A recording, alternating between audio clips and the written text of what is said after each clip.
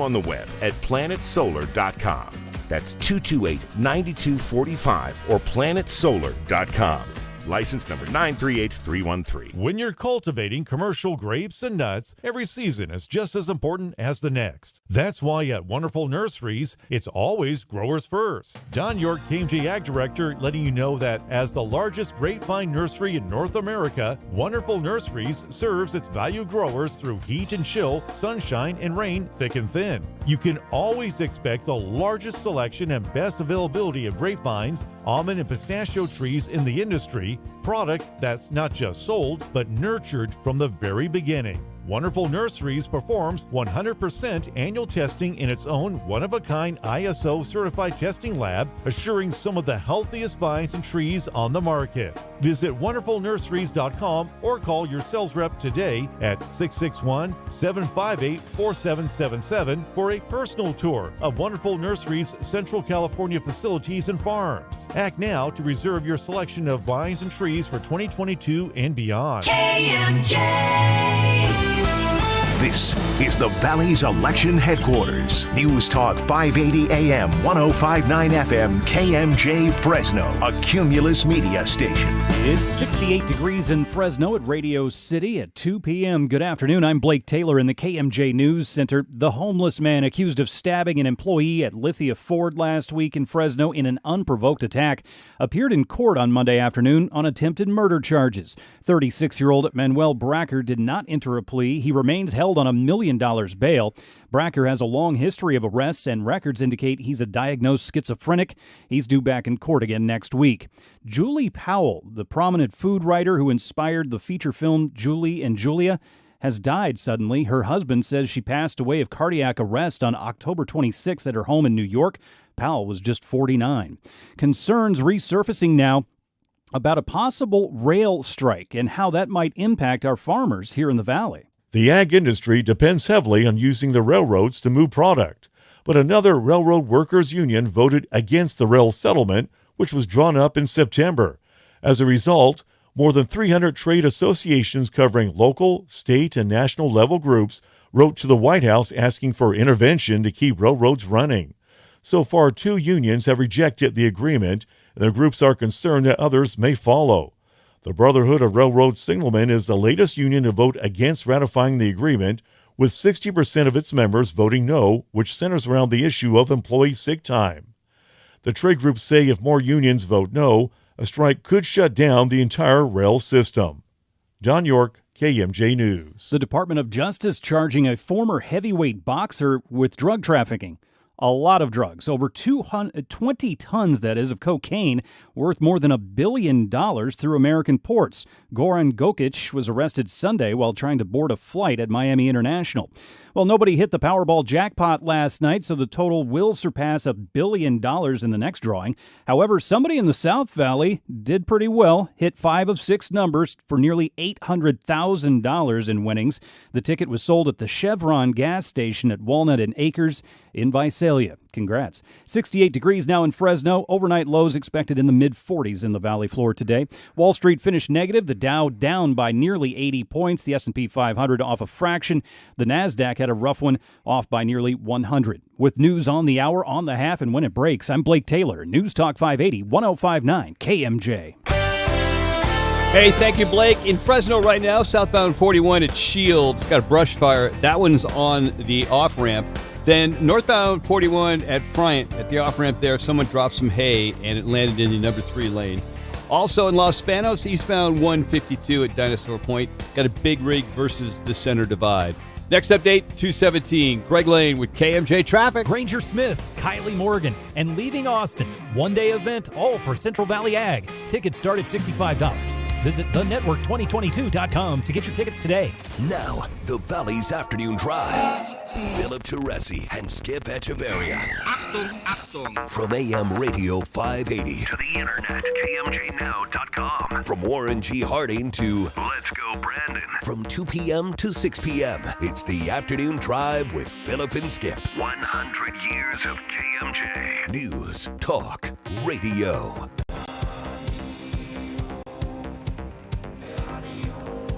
It's 2:05 at News Talk 580, 105.9 KMJ. Good afternoon. Welcome to the Tuesday installment of your afternoon drive. Phone numbers here are 490-5858. Toll free. You can join us at 800-776-5858. Follow the show on Facebook, Twitter, and Instagram at Drive KMJ. And watch the show streaming live on Facebook Live, YouTube, and Twitch.tv. Also at Drive KMJ. Joshua Weekly is standing by to screen your calls this afternoon as I join Skip Echeverria back in the KMJ studios. Well, I obviously did not win Powerball. $4. I got $4, so here we are. That pays for your ticket. Mr. Skip spent $20 on tickets. I know. I didn't tell him the Philip Teresi model. Hey, but you got $4 out of it. Yeah, I mean, it was $4. And somebody in Visalia did really well. We'll talk about that on the way. I see you didn't win either. That is correct. Had I won, I would not be here. Or if I was, it would be long enough to say, ha ha, bye. But there's still Wednesday. And there's a drawing tonight. All these jackpots are inflated. We'll get to those. But to those of you who are observing and celebrating, happy All Saints Day. And to those of you who are not, sorry about your hangover. It's the day after Halloween. How was your trick-or-treater volume? Non-existent. Yeah. The neighbors did ask if the kids could come over and trick-or-treat, but all of them had plans. So the 18-year-old wandered over dressed up as Dak Prescott, which I thought was really sweet. But yeah, it was non-existent, which was weird because I love being that person on the street that gives out the full-size candies. Oh, yeah. My kids made out at their various different things. How about you guys? We got one group. Oh. It was a good-sized group. Apparently, it was about a half dozen kids and a handful of adults. One group. There was a marked decrease in the number of people at the gym this morning, too, at 6:15. Yeah. Usually it's packed in that class, like 35-ish people. And today, barely breaking 20. I was like, where is everybody? Recovering from the party, most likely. Apparently. Yeah, I have to admit, I'm a little disappointed. There are not a lot of small children in my neighborhood, though. Yeah, and I think the thing is that a lot of little kids are doing like the trunk or treats and stuff, which is cool because then, you keep them on a schedule. I do like the idea that some of the older kids are out now. Yes, and my sophomore and their crew went out and marauded around the neighborhoods and did okay. For the lack of people knocking on my door, my neighbors were ready. One of my kids got toothpaste. Oh, no. Yeah, toothpaste. But that kid I'm loving a little more than the rest of them right now because she doesn't like the peanut butter chocolate. And that's mine and Mr. Skip's favorite. So she said we could take all of it. Yeah, there will be a bag of candy in the break room tomorrow. So if you're missing anything, feel free to help yourself. Okay. Because I already talked to the kid because we've got between what we bought and what they brought home. I've got a massive salad bowl full of candy. We don't eat that much sweets. We like, don't get me wrong, candy's fine, but we're not going to eat all that. So it's going to reappear. You're one of those families. Okay. Got it. We do not suffer from that problem. No, I've got a little bit of a sweet tooth, but it's like I said yesterday. Halloween candy's fine in the context of Halloween. Nobody's giving out really exceptional top of the line confections. Nobody's handing out little boxes of C's candy. So it's all shelf stable stuff. It's the spirit. I also was listening for sirens and helicopters last night because that's usually a good indication of how the evening is going as well. And it seemed relatively mild. Yeah, I didn't hear a lot of noise, but we were inside flipping through channels and contemplating the meaning of life. So hopefully you had a safe Halloween, a more populated Halloween than we did. I know Appleton said at his place that it was just wave after wave of trick-or-treater. Yeah, I happened to wander down like the Christmas tree lane area and saw kids out around like 5 o'clock. Oh yeah? Yeah, they were out. They're getting those big houses. That's the price you pay for living in the nice house if you don't have a courtyard to keep them out. So one of the things that I remember from being a kid was parents loading their kids up and driving them into the hills, which is relative to where I lived. I lived in a town called Los Altos, which is a nice neighborhood. Los Altos Hills that's where the money in Silicon Valley goes. That's the bedroom community. That's where guys like Zuckerberg have their primary residence. So you can imagine what these houses are like and what these driveways are like. That's a long walk. Oh my, no, thank you. God, it's a hike. It's not worth it for a full-size payday. No. Well, and we were kids that grew up in the middle of nowhere, though, so we always had to go into town. And for the kids who have to go into town, I'm good with that. My contemporaries did it backwards, and we went out into the boonies because some of these houses are on 10-acre lots. Your chocolate to step ratio was not correct. It was not correct. On the other hand, it was as close as most of our parents were ever going to get to being invited into any of the houses in Los Altos Hills. There's that. There's always somebody the next step up. Anyways, hope you had a good one. Out in Clovis, a 22-year-old man has been arrested after police say he kidnapped his ex-girlfriend, who's also the mother of his 2 kids. Early Monday morning, David Seep, is that how I'm pronouncing that? I think so, yeah. Broke into a home near Herndon and Sunnyside. A family member calls the cops to say that this guy forcefully took the young woman outside and forced her into the car. Yeah, detectives arrived, and that's when they learned that the couple was going through a breakup, and she was staying with the family along with the 2 children. So in an hour, investigators found him near Seep's house. He's been arrested, faces charges of kidnapping, domestic violence, and false imprisonment. Fortunately, the young lady was not harmed and has been since reunited with her family. This is the best case scenario you can ask for in something like this, but I think that it highlights the issues related to domestic violence and that false imprisonment piece. I mean, to break into a house and take the mother of your children because she broke up with you kind of reinforces why she left you in the first place. I guess because the guy's 22 and he looks like an infant. He does. He's going to have a bad time in prison.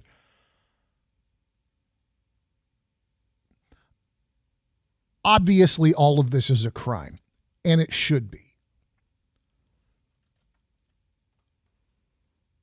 Is this somebody who, I know this is asking for a lot of speculation on sparse detail. Is this somebody who thinks that that's how you communicate the sincerity of your affection? Is this somebody who just wasn't going to hear no? I mean, maybe in his head. It doesn't sound like from the reporting that, I mean, if she left to go stay with somebody with the kids, I don't know that this might have been a situation where it was, playing cat and mouse so much. Domestic violence situations are the most deadly. Yeah. And so to cross so many boundaries as to, well, she left you, then you broke into the house, then you took her against her will, and then you went back to your house? Like, did you just thought that was going to be okay, allegedly? We were just going to go home and make everything right again? Yeah, I do think that speaks to some people, and particularly in these situations where you see these young men not taking no for an answer. I'm absolutely not advocating for an escalation to violence here. If I caught somebody breaking into my house to abscond with one of my children, they wouldn't make it back to their house. Yeah.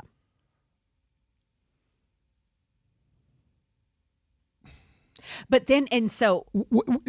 Is it, at 22 years old, I mean, look, I understand that's a legal adult. At 22 years old, is this a person who can be redeemed through therapy?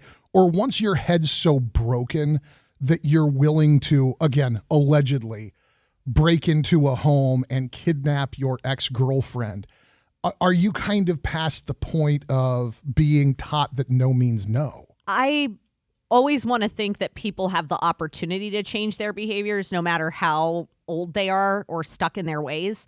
I hope that his age does not work in his favor in terms of going light on him or, oh, he didn't hurt her like he just took her. This needs to be serious. Yeah. And taken seriously. I always have hope that somebody can be better, but in this case, for right now, I mean, I don't know that he should be around his children. These kind of stories always give me a little bit of a chill because I think of some of the nutty behavior that I saw when I was young and single and dating.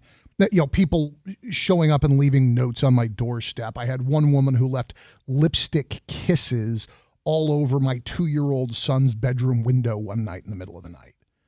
Like cuckoo behavior. Yeah. Now, I don't know if that chick in particular, I think that she thought it was my window. It's still creepy and nuts, but it's a different kind of creepy and nuts if she thought it was my window.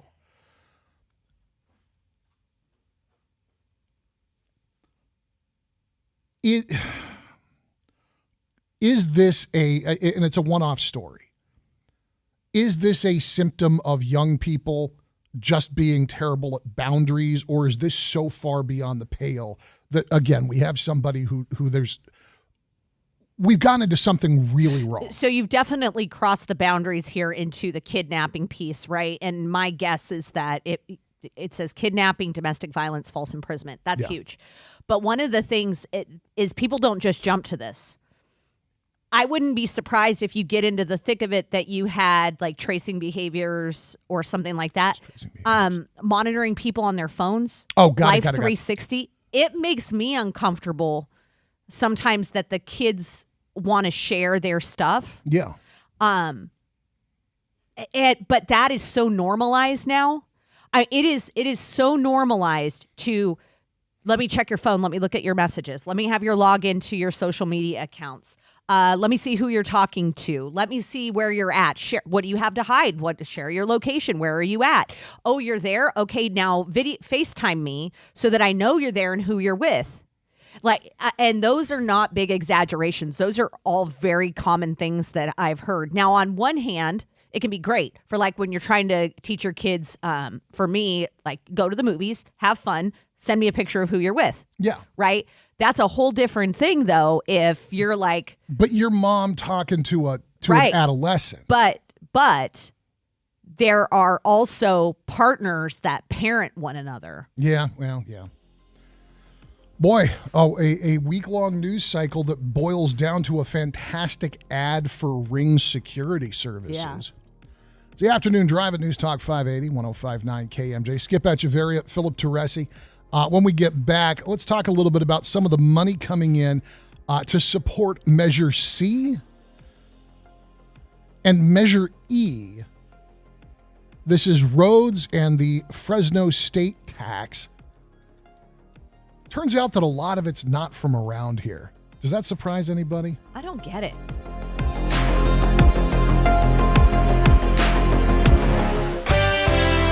All right, we go to Madera. First of all, we have an injury accident on Lanesbridge Drive at Avenue 10 in Madera.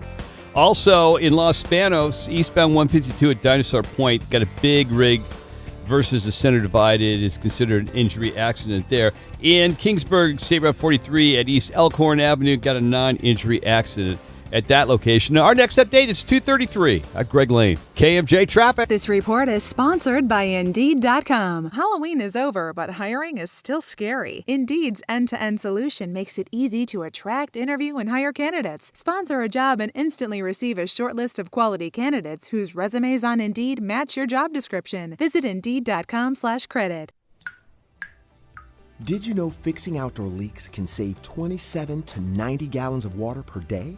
Even tiny leaks can be huge water wasters. Conserving water starts with a few simple water-saving actions at home and in your yard, like adjusting your sprinklers and adding drip irrigation so you water only where it's needed.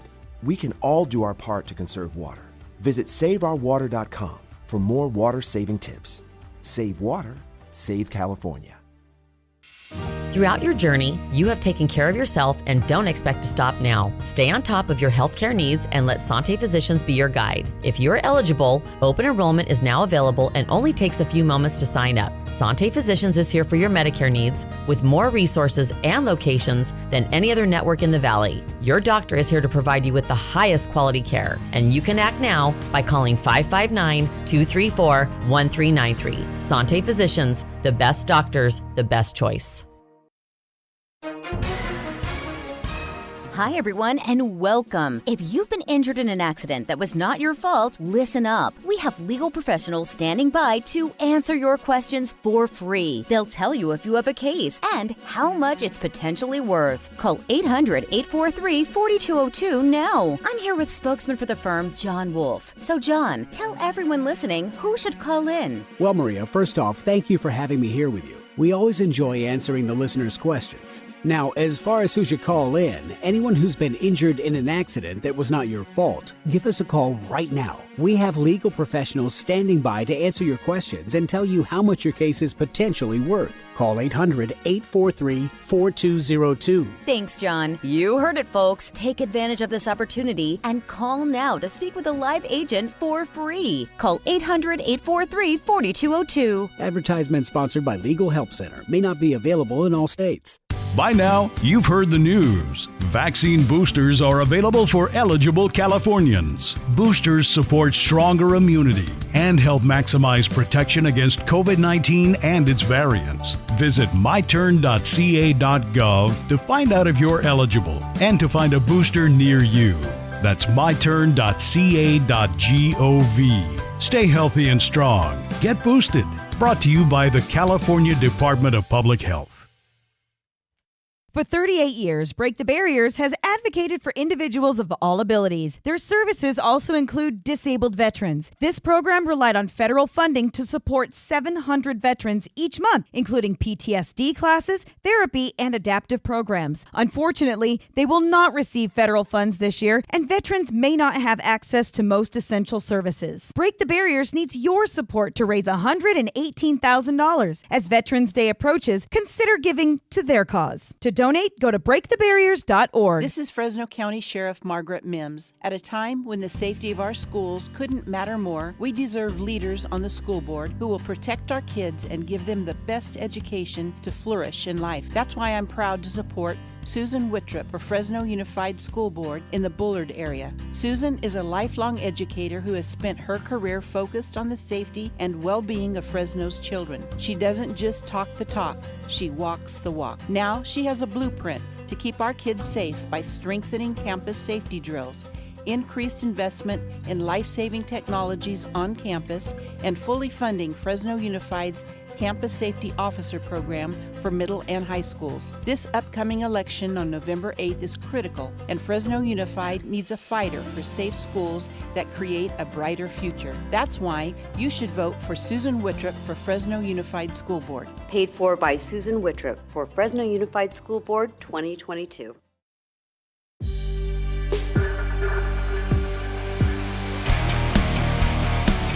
It's the afternoon drive on KMJ. 1 week from today, that is election day here throughout the state of California. So you've probably got your ballots. You got to make sure to drop those in on time or make time on Tuesday to go by and vote. Early voting actually is underway at some polling places. So then you get to the part with all the measures. And you're like, what am I supposed to do here? Apparently, no on all of them is what the artwork in the studio says. I don't know who what drew did that, they but do to Broski? Is that That's how that it is? started. Okay. That's how it started. Yeah, I got. So for those of you who are not enjoying the studio view on Facebook Live, Twitch.tv, or YouTube at Drive KMJ, there is a massive 6-foot tall whiteboard in the corner of the KMJ studios, and there's a bunch of Post-it notes. There's like a Wi-Fi password. There's just stuff like that up there. And for as long as that whiteboard has been in here, Frank Nsinga, who is part of the weekend team at KMJ, has been doing incredible caricatures on the whiteboard. But lately, his caricature of John Brodsky has been abused and turned into a kind of Frankensteinian sort of thing. This is a square-jawed angry man. That's what that's turned into. Yeah, it's not John anymore. No. But the quote, I believe, is a John Brodsky quote, because I seem to remember when we did our ballot measure roundup at Fresno State leading into 26, maybe 18. That was his response to literally every question about a ballot measure. Vote no. So I look at the measures to raise taxes, obviously with an eye towards, do I really want to be spending more money? However, I had been around when that one that was really important for Central Unified, I don't remember which year it was. Like Central Unified really needed it. The bond money. The bond. Yeah. And then it was a big fat no. Yeah. And from the community. And I was like, so I started paying a little more attention, after that. But I don't know how we're funding these measures right now.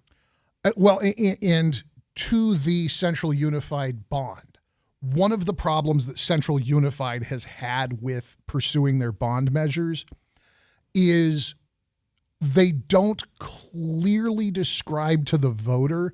I know they think they do, but they don't clearly describe to the voter what the point is. So you hear, well, they got all this money and they built this stadium. Then they built this high school. Now they want more money to add to the high school. What's wrong with the high school? We just built the high school. Well, no, the first bond only covered like the basic structure. It didn't cover all of the other stuff that every other high school has. And this money is to continue to expand it so there's more classrooms, more offerings, more teachers, and so on. But Central never quite gets that across. In this case, we had that weird moment where the Fresno City Council was going to hire consultants to run ad campaigns to educate voters about a couple of these ballot measures. That has since been walked back. But the big one here is Measure C. It's a 30-year extension of the existing Measure C, the half-cent tax for road and transportation improvements in the county of Fresno.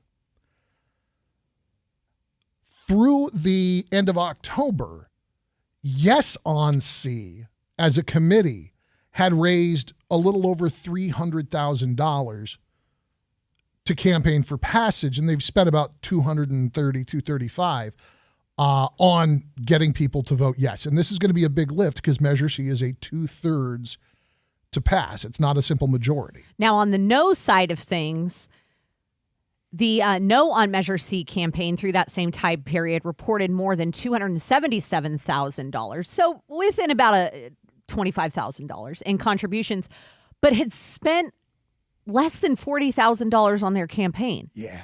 What do they need that money for then? I don't know. We're a week from Election Day. I would love to see the ads come rolling in. Especially because the no on Measure C folks have been very, very vocal. I mean, I tell you, I pay attention to the signs. Which signs are out? I've definitely seen more no on C signs out and people wearing shirts and stuff like that at some of the events I've gone to. But still, why are you sitting on $237,000? That's a very good question.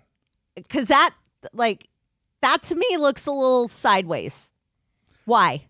Yeah. If the entire purpose of your entity is to educate people on this ballot measure, why would you finish the cycle with anything other than the cash on hand to satisfy reasonable outstanding debts? You know, you figure there's going to be one last phone bill, one last power bill, one last month's rent. There's going to be a handful of principal actors in the campaign that are paid that are going to need to get their final paychecks and so on. I'm not sure that's $250,000. Yeah, I mean, how big? Yeah, exactly. How big are those paychecks? Especially because the No on Measure C campaign was really focusing on issues related to communities that were not being represented in Measure C. Yeah, there were some talking points. The No on C campaign frustrates me because they make a very good point that the way C is written isn't perfect, could be improved, and there's no hurry. The problem is they immediately follow that with environmentalism nonsense and dropping in the left-wing political buzzwords of the week, like equity and underserved communities, which are things that need to be considered in any expenditure, but are not necessarily my first consideration in whether or not a ballot measure is best for the majority. The Yes on C committee is officially called Fix Fresno Roads, sponsored by the California Alliance for Jobs and the Fresno Chamber of Commerce. How's that for a mouthful? More than 3/4 of the contributions for Yes on C have come from donors outside of Fresno County. So one of those is a political action committee of Alameda-based Operating Engineers Local Union Number 3, Los Angeles-based political action committee of the California Association of Realtors. They pitched in $50,000 also coming from the Building and Construction Trades Council of California in Sacramento. And then you get down into your local ones that are Chamber of Commerce, Vulcan, Cornerstone Main Company. Yeah, local contributions amount to less than $71,000. The largest donors include the Chamber of Commerce PAC. That was $20,000.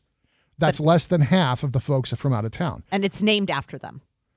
Yes. So let's get into a little bit more of this in a minute. First, a break for an update of headlines from the KMJ Newsroom with Blake Taylor. KMJ News now. KMJ News time 2:30. Good afternoon. Blake Taylor here in the KMJ News Center.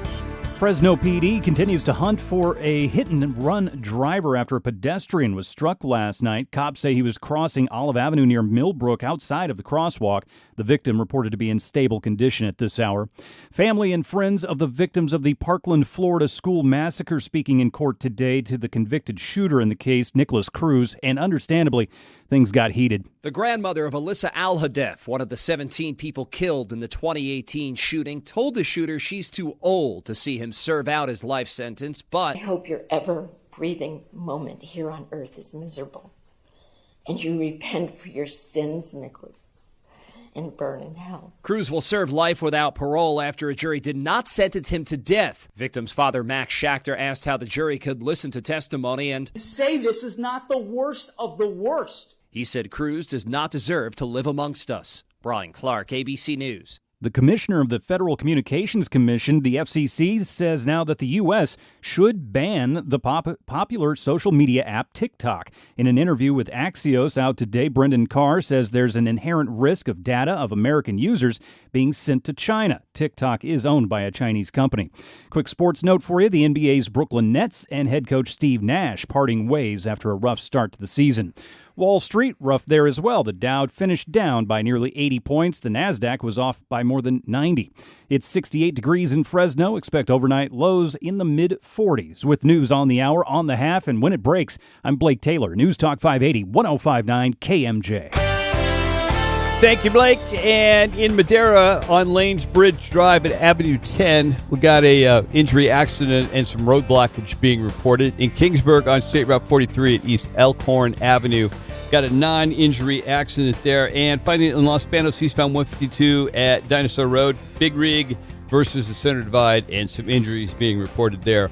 Next update, 2:47. I'm Greg Lane with KMJ Traffic. This report is sponsored by the California Department of Public Health. Need a refresher on COVID-19 safety? Mask up in public indoor settings, test, stay home when feeling sick, and get vaccinated and boosted to keep your immunity strong. Learn more at covid19.ca.gov. Class, I have a question for you. Who's been the number one team in realty in Fresno Clovis since 2011? Who sold over 6,750 homes since 1971? Who has more five-star reviews on Google and Zillow than anybody? And whose name sounds like a foreign rugby club? The Zuber Team. Z-U-B-E-R. Zuber Team. And their sport is getting your homes sold. And they do this with so many innovations. The trade-up program, the instant cash offer, that's a biggie, and also helping with repairs. You got a few things that need to be done, that need to be touched up before you sell? Darren can get a lot of help for your home, and it'll be in great shape. So when it hits the market, you will get every penny that you ask for. That impeccable team, the Zuber Team, led by Darren and Daryl.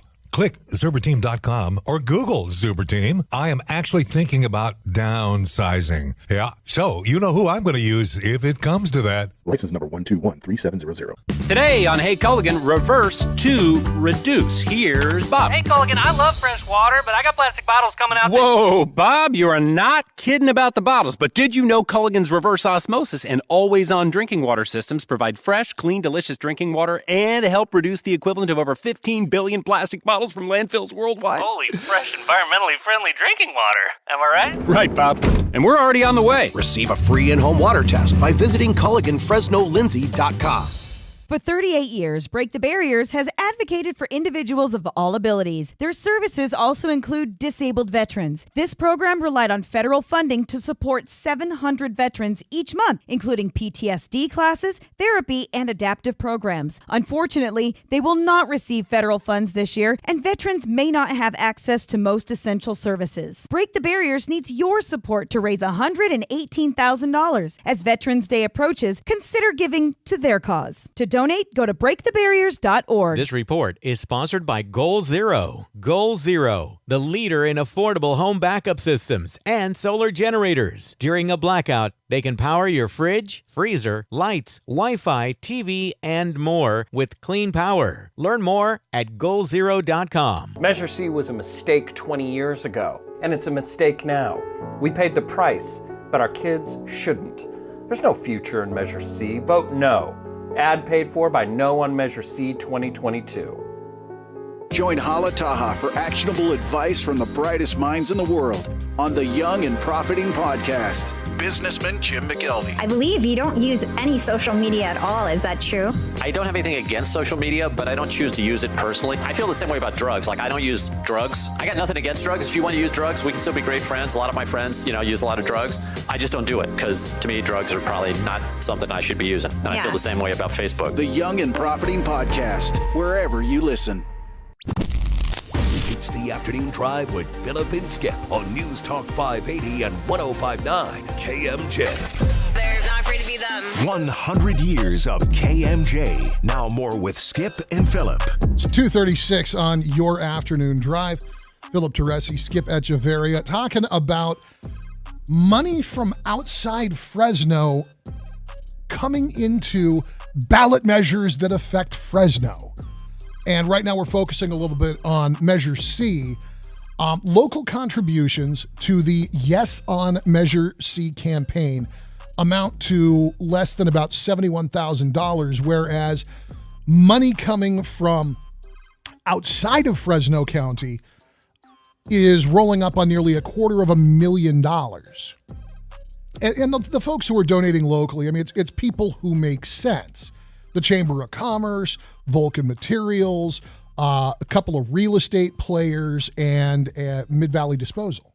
Right. But when you look at the larger out-of-county contributions, my question goes to why? Why does an operating engineers local union number 3 benefit from giving us a big fat chunk of money or the Yes on C campaign? Why does the, California Association of Realtors, because you fix the roads and people might want to buy houses? And but what's the payoff, right? Because nobody just gives money to something without wanting a payoff.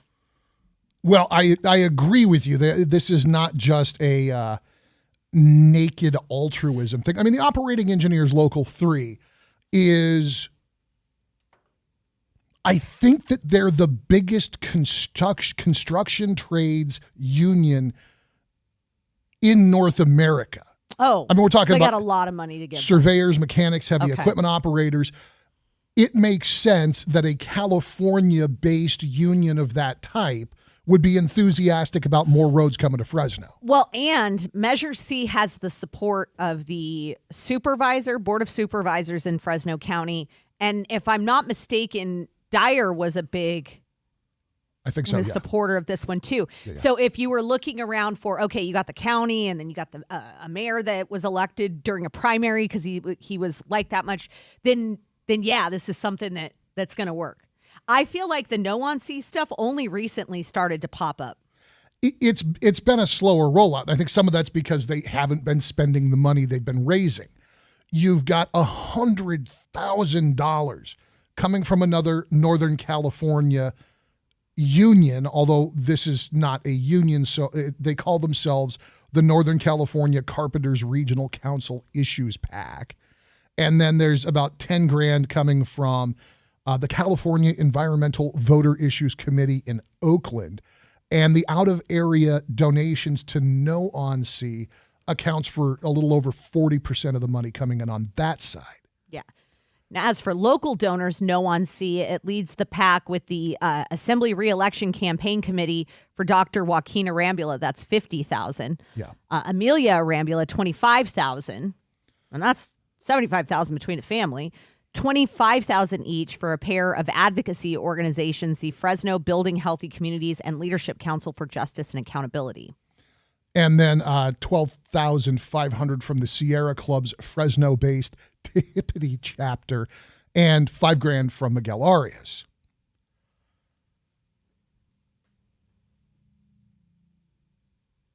Tell me if I'm wrong, but that looks to me like one side of the aisle coming in heavy on No On Sea. Politically speaking, that's all folks from the left. We're talking about the Arambulas. Yeah. And then the Enviro folks. And building healthy communities, generally speaking, is a progressive group. That lines up with all of those talking points that all fall into place after we don't need to do it yet and this isn't written quite right. I have to be honest, when I see the gallery lined up against it, it starts to push me into the yes category. My loyalty to...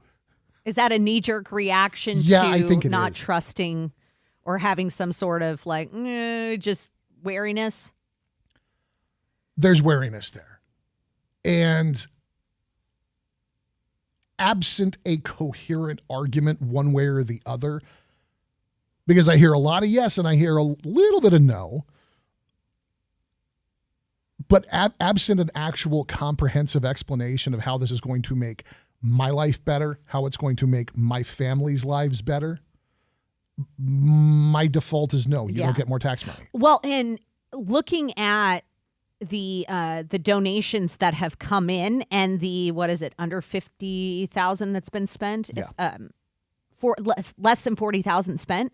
If I were those donors, I'd be like, what's up? Why is my money sitting in an account?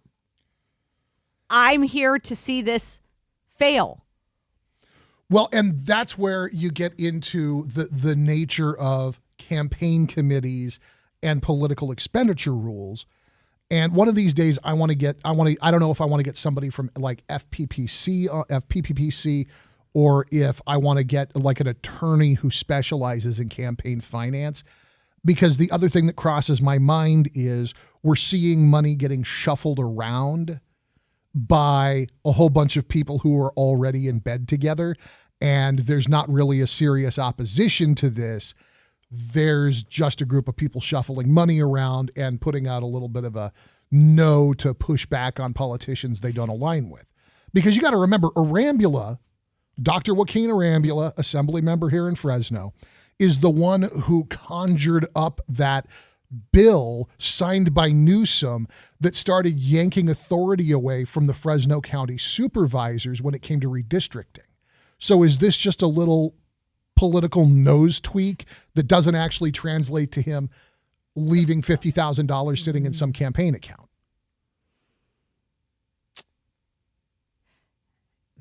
There's a question I have for you, but I can't ask you on the air, so I'll have to clarify that out. Here comes the cone of silence. I suspect that that's correct. Okay. The cone of silence. I like that. Still learning around here. But I do think that that's good radio. We're not going to tell you what she asked either.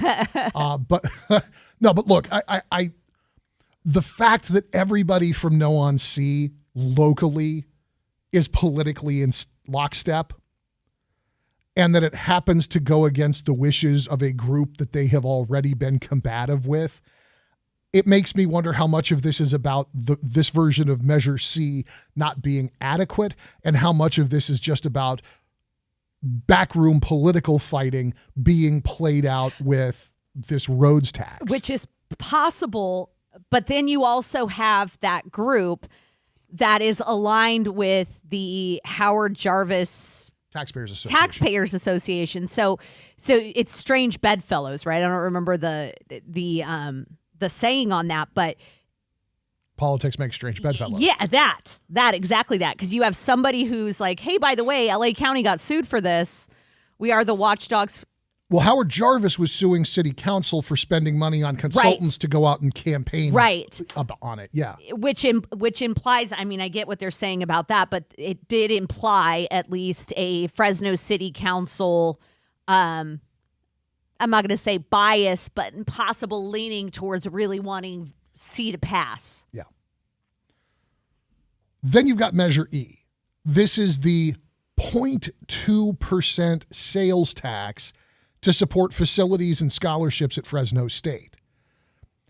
There is no formal or organized No on E campaign.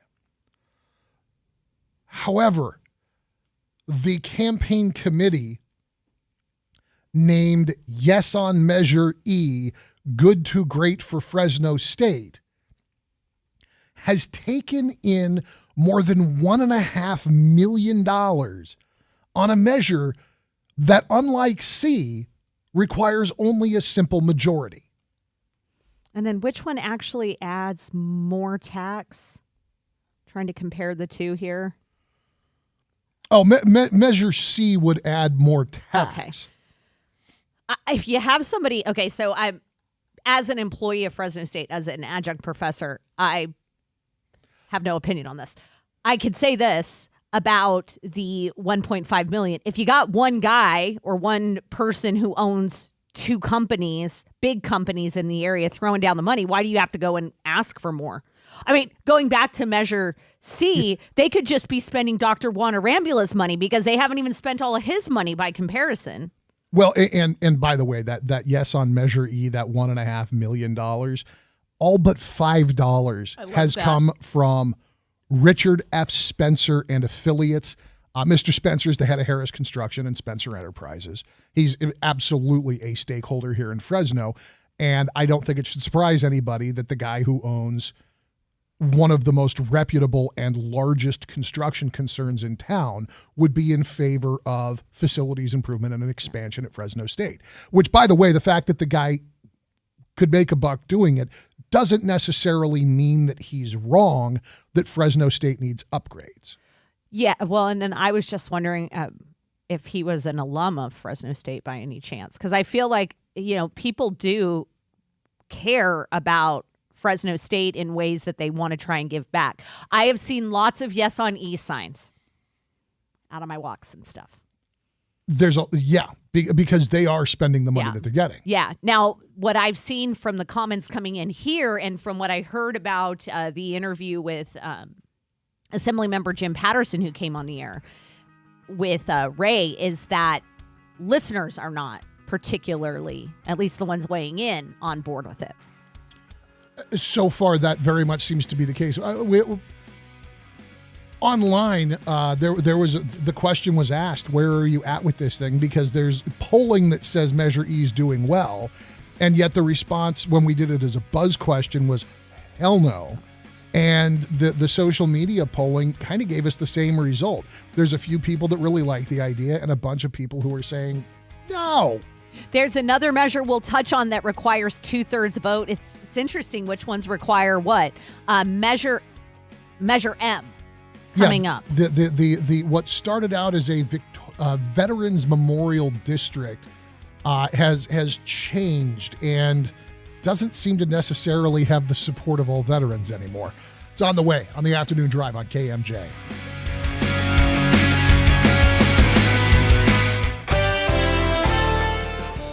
In Kingsburg right now, State Route 43 at East Elkhorn got a non-injury accident. And in Madera, Lanes Bridge Drive at Avenue 10, an injury accident there. Hanford, Fargo Avenue 13th, got a disabled vehicle, and the vehicle is causing a hazard. And in Kingsburg on State Route 43 at East Elkhorn, got a non-injury accident. No rain falling in the valley yet. The rain is falling pretty much along the coast right now. We'll keep you posted. But when it starts to rain, keep in mind the roads are going to get slippery. Next update, 3:03. I'm Greg Lane with KMJ Traffic. This report is sponsored by Southern California Edison. Stay alert, stay safe. Southern California Edison. If you're trimming trees and other vegetation, it's important to always keep yourself and tools at least 10 feet from power lines to avoid injuries and outages. Learn more at sce.com/stay safe. Hi, plumbing control. This broken water heater needs a bit more expertise. I think we might need... Oh, no. Don't say it. Yes, call Maverick. Where is it? Through there! Intercept, intercept, intercept! This leak! Engage, engage, engage! Wrench! My goodness, he's good. Top Plumber, your plumbing specialist from Lee's Air Plumbing and Heating. Available to take on all your plumbing needs. Whether it's residential or commercial plumbing, Lee's Air Plumbing and Heating, whatever your problem, we're here to help. And fast. And now you can book an appointment online. And 18 months no interest and no payment, same as cash, on all major repairs and services. That's a Top Plumber coming to you soon. When you call 559-296-9555. That's 559-296-9555. Or book online at leesair.com. That's leesair.com. CLN 635-355.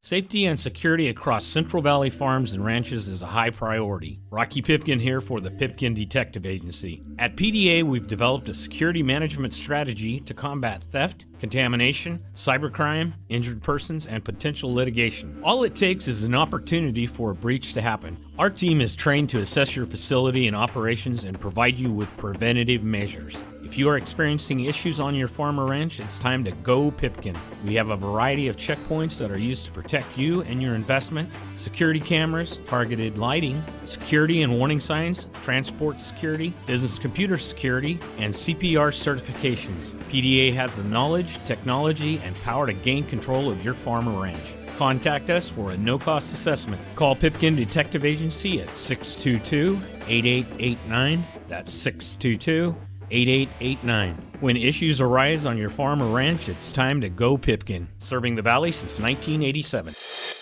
Managing your online presence takes time, effort, and expertise. It can overwhelm even the savviest business owner. So, meet Cumulus Boost. We're experts at boosting the online presence for businesses of every type. We make sure potential customers can easily find you and really like what they find. Your website, online listings, consumer reviews, and more. Cumulus Boost. Online at cumulusboost.com. CUMULUS Boost.com. Clovis isn't just a city, it's a community that brings people and families together. I'm Kyle Cheney. As a father, husband, and realtor, I know that all too well. Everyone seeking to move to our city wants a piece of the Clovis way of life. I'm running for Clovis City Council to preserve the Clovis way of life and strengthen our city moving forward. As your councilman, I'll fight to keep our community safe and responsive by strengthening our police department so we have a minimum of 1 officer per 1,000 residents. I believe that no neighborhood should be left behind. That's why it's my mission to improve aging, cracked streets, and sidewalks in our older neighborhoods and build a stronger Clovis as we grow. I'll deliver solutions to get homelessness off our streets and bring local control back from Sacramento. I'm Kyle Cheney. I'm not just fighting for the Clovis way of life, I'm fighting for you. Paid for by Kyle Cheney for Clovis City Council 2022. Sometimes the grass really is greener when you live on the green. Hi, I'm Gary McDonald, and our highly anticipated gated community at Clubview is finally here. Located along the first hole of the beautiful Copper River Country Club, these lots have some of the best views of the course and iconic clubhouse, with new plans and elevations to fit your lifestyle. You can be near it all, but far from ordinary. Visit our website or call Brian Hurdle at 559-307-1761 for more information. Gary McDonald Homes, California Contractors License Number 847905. KMJ Fresno. It's the afternoon drive on KMJ. That's Philip. I'm Skip. We're talking about kind of a breakdown on where the money's coming from on 3 different measures that'll be on the ballot 1 week from today. We covered Measure C, Measure E. Now we move to Measure M, which originally was Measure V for a Veterans Memorial District and has since changed. direction. Correct. It's a 0.125%. So I don't know what that works out to. More than a tenth. A 12th? No. An eighth of a cent? Something like that. It's a 0.125% sales tax to support facilities and services for military veterans in the city. It is a 2/3 majority to pass measure, but only voters who live in the city, it's not a countywide, it's a city, vote will actually get to have their say on the measure. There are no official campaign committees mobilized on this thing, support or opposition. Back in September, Fresno City Council, this was one of the measures, along with Measure C, that Fresno City Council was going to approve spending on to educate voters about the measure. But as we saw just a couple of weeks ago, the Howard Jarvis Taxpayers Association sent that letter to the city warning that could be breaking some laws. So we immediately saw the city cease those relationships with whomever they had hired, the two agencies. My problem with Measure M is that it's not what it was originally intended to be. Based on our conversation with Dan Payne, it sounds like this is another money dump into the general fund with a newly crafted bureaucracy to then dole it out to a variety of entities. I want to see us supporting our veterans. I want to see us providing for veterans who need provisioning. I do not want to put more money into the general fund to be abused, manipulated, and neglected by a city council that it apparently can't even agree on what day of the week it is half the time. Well, and Measure V, which this started out on, did address that. The Veterans Memorial working on housing issues related to veterans, providing mental health, all of that. And then it kind of like disappeared for a little while and then popped back up as this new one, which is frustrating because I think we can all agree, no matter what side of the aisle you're on, we don't take care of our veterans to the extent that we should. So I know I can't ask you about Measure E, but if the ballot was in front of you today, Measure C, Measure M. Right now, I'm a no on Measure M and probably a no on C. At this point in time, I am a no on all three. And it's a week away, friends and neighbors. Get your ballots ready. Drop them off at a drop box or take them down to a polling place, whatever you got to do. Make sure that the powers that be hear your voices. You are a week out from Election Day. It's the afternoon drive at News Talk 580, 105.9 KMJ. Stick around.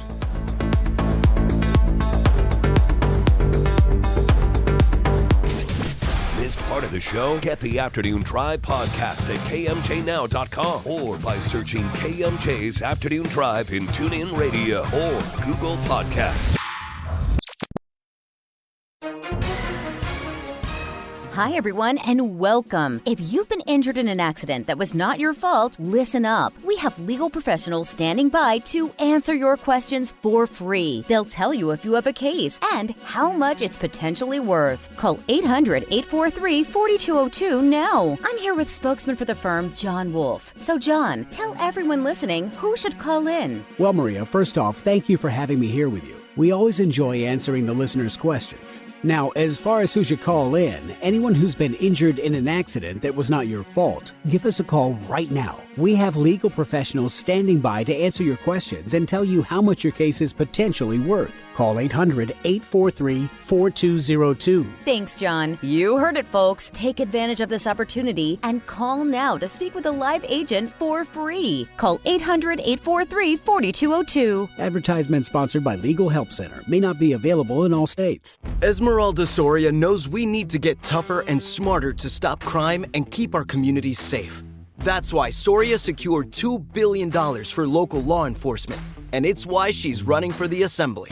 Soria will ensure violent criminals serve their full sentences, and she'll fund anti-gang and school-based job training programs to tackle crime before it starts.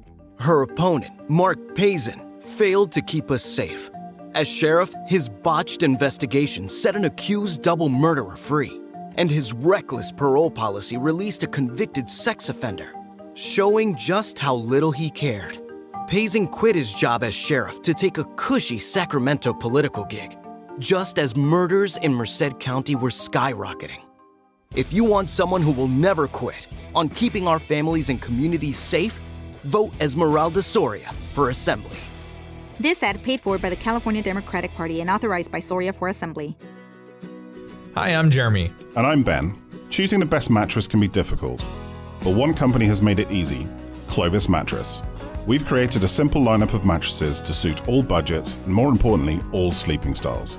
But the best part is, all our mattresses are made right here in the Central Valley. We still use traditional techniques and the finest materials. But now, every mattress we sell directly benefits the local community. But that's not the only difference. At Clovis Mattress, we are open by appointment only. Why?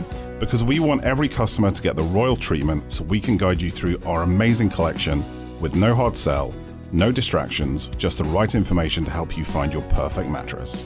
So call Clovis Mattress today, 559-500-2222, or visit clovismattress.com. Again, that's clovismattress.com to book your appointment and secure free delivery from now until January 2023. Buy local, support local at Clovis Mattress. News Talk 580 AM 1059 FM KMJ Fresno, a Cumulus Media station. KMJ. It's 3 o'clock in Fresno. I'm Joe Miller in the KMJ News Center. Fresno County Clerk's Office warning residents about voter intimidation and fraud. Officials say they're already investigating several cases on the matter. Authorities said examples of these can be as simple as taking a picture of a voter while at a vote center or next to a drop box. Fresno City Council members calling out Pacific Gas and Electric for their high rates. City leaders considering hiring a consultant to help create a power provider that's exclusively for Fresno. They'll decide on that topic on Thursday. A California Indian tribe suing the Biden administration for water contracts. KMJ's Blake Taylor reports. The Hoopa Valley tribe alleges the feds are violating its sovereignty and failing to collect money from California farms that rely on federally supplied water to pay for damages to tribal fisheries. The tribe, which has a reservation in Northwest California, says in its lawsuit filed against the Biden administration that the Trinity River that it relies on for food and cultural purposes has been decimated by decades of the federal government diverting water. Since the 1950s, the Trinity River has been a key source of water for the Central Valley Project. 12 miles of that river flow through the tribe's reservation. Blake Taylor, KMJ News. A man shot and killed on Halloween in Visalia has been identified. Police say 51-year-old Rene Poblano found suffering from a gunshot wound at about 3:15 in the afternoon in the 1800 block of North Encina Street near Vine and Danuba Boulevard. Poblano taken to Kauai Health Medical Center where he was pronounced dead. The Violent Crimes Unit responded, took over the investigation. Anyone with information, you're asked to contact Visalia Police. The White House today again said oil companies could face federal action if they don't work to lower gas prices. ABC's Andy Field has the latest from Washington. The president said it Monday, his press secretary saying it again. If oil companies do not change their behavior, he will engage with Congress to hold them accountable. Spokesperson Karine Jean-Pierre echoing President Biden's claim that oil companies are profiteering rather than helping lower gas prices. Congress considering a windfall profits tax to discourage that behavior. Andy Field, ABC News, Washington. Now the forecast from Fox 26's Justin Willis. The rain is here and likely into Thursday morning. About a quarter of an inch total expected in the North Valley, about a third in the Fresno area, and about a quarter inch in the South Valley. Winter storm warning for the High Sierra with snow totals expected from 3 to 8 inches. Temperature-wise, mid to upper 60s across the valley with overnight lows in the 40s. Near freezing tonight in the mountains. From the Fox 26 Weather Center for KMJ, I'm Justin Willis. With news on the hour, all the half, and when it breaks, and always streaming at KMJNow.com, I'm Jim Miller for News Talk 580, 1059 KMJ. Thank you, Jim. Got reports of rain, 180 at Brawley and Herndon at 99. So the rain is here. And one thing to keep in mind, the roads are going to be slippery at times. And watch your speeds and don't tailgate. Also in Fresno, eastbound 180 west of Peach. A couple of wheelbarrows are in the roadway, causing a problem. In Hanford on Fargo at 13th Avenue, disabled vehicle that is causing some problems. South State Route 43 at East Elkhorn in Kingsburg. Got an injury accident there. And finally, Madera Lanesbridge Drive at Avenue 10.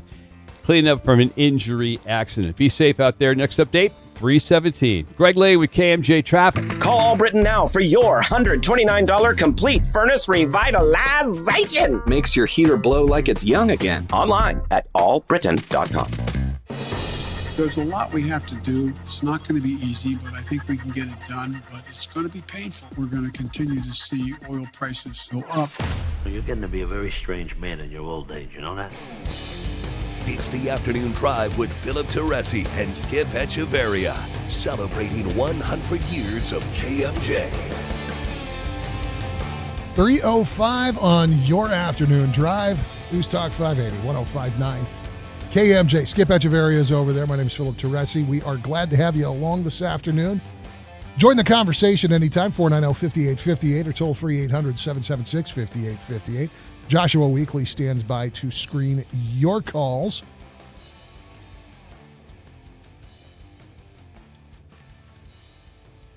You know, last hour we spent quite a bit of time talking about the various ballot measures that are specifically going to affect Fresnans. And Skip, by virtue of being an employee of California State University, Fresno, has decided that as a matter of avoiding even the appearance of a conflict of interest, she's not going to comment on Measure E one way or the other. But if I recall correctly, you're a tentative no on C and a pretty well formed no on M. Yeah. I'm a no across the board right now, despite the fact that the no on C committee causes me to raise an eyebrow. I'm not sure that measure is going to do the job we need it to do. I need more specificity in what projects are going to be provided for. But there is the broader State of the Union, and control of the Senate is understandably a major point of interest for both sides of the aisle. I mean, right now we're at a 50-50 split. It's a majority by virtue of the president of the Senate, also known as the vice president of the United States, being a Democrat. But there's 5 seats in the Senate that are big old question marks. And if the Republicans can net any 2 of those seats, really any one of them, but I think 2 just to be safe, because you always get, there's always a Susan Collins out there waiting for you. With 5 seats in the toss-up and the latest projections from 538, the majority is not a certain thing for either party. So we've got a breakdown here from News Nation on what those 5 seats are, and it starts in Arizona. Yeah, so in Arizona, you have Senator Mark Kelly, Democrat, who is in a really close race with Republican Blake Masters, who has managed to make up some ground in catching up over the last couple of months. I know that Blake Masters has done a lot to close the gap. I think that this is, of the 5, I think that this is the closest thing to a sure thing for Democrats to retain control. Mark Kelly is too well liked and too respected. Even with Kari Lake backing Masters, Mark Kelly has a legacy of service, a hell of a reputation. He's impossible to attack. What are you going to say about it? Yeah. Well, and I don't know if including Republican candidate for governor Kari Lake is a good move for your moderate folks that may or may not be on the fence about Kelly. And here's why.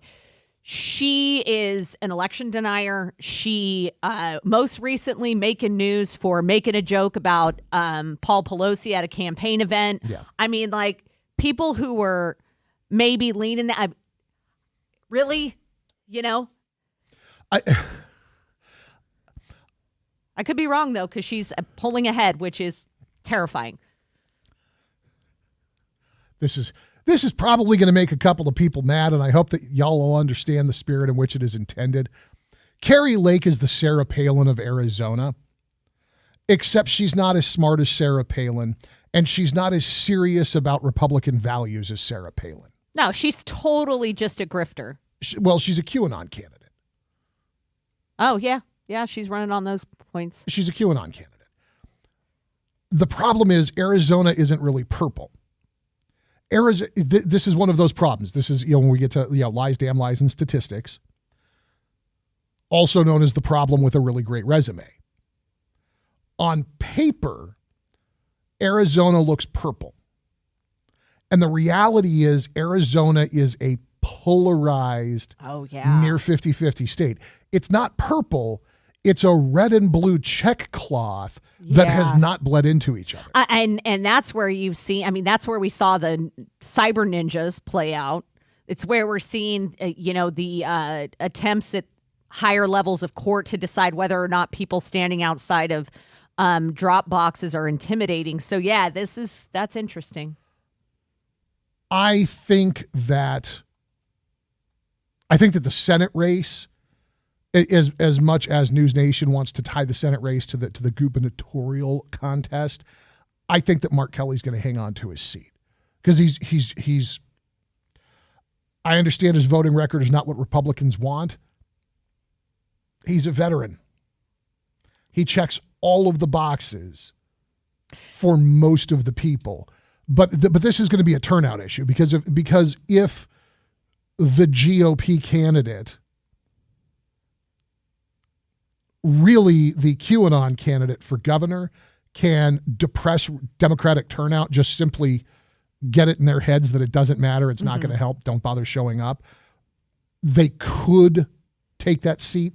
I don't think that's what's going to. I think Arizona, like I said, I don't think it's purple. I think it's red and blue check.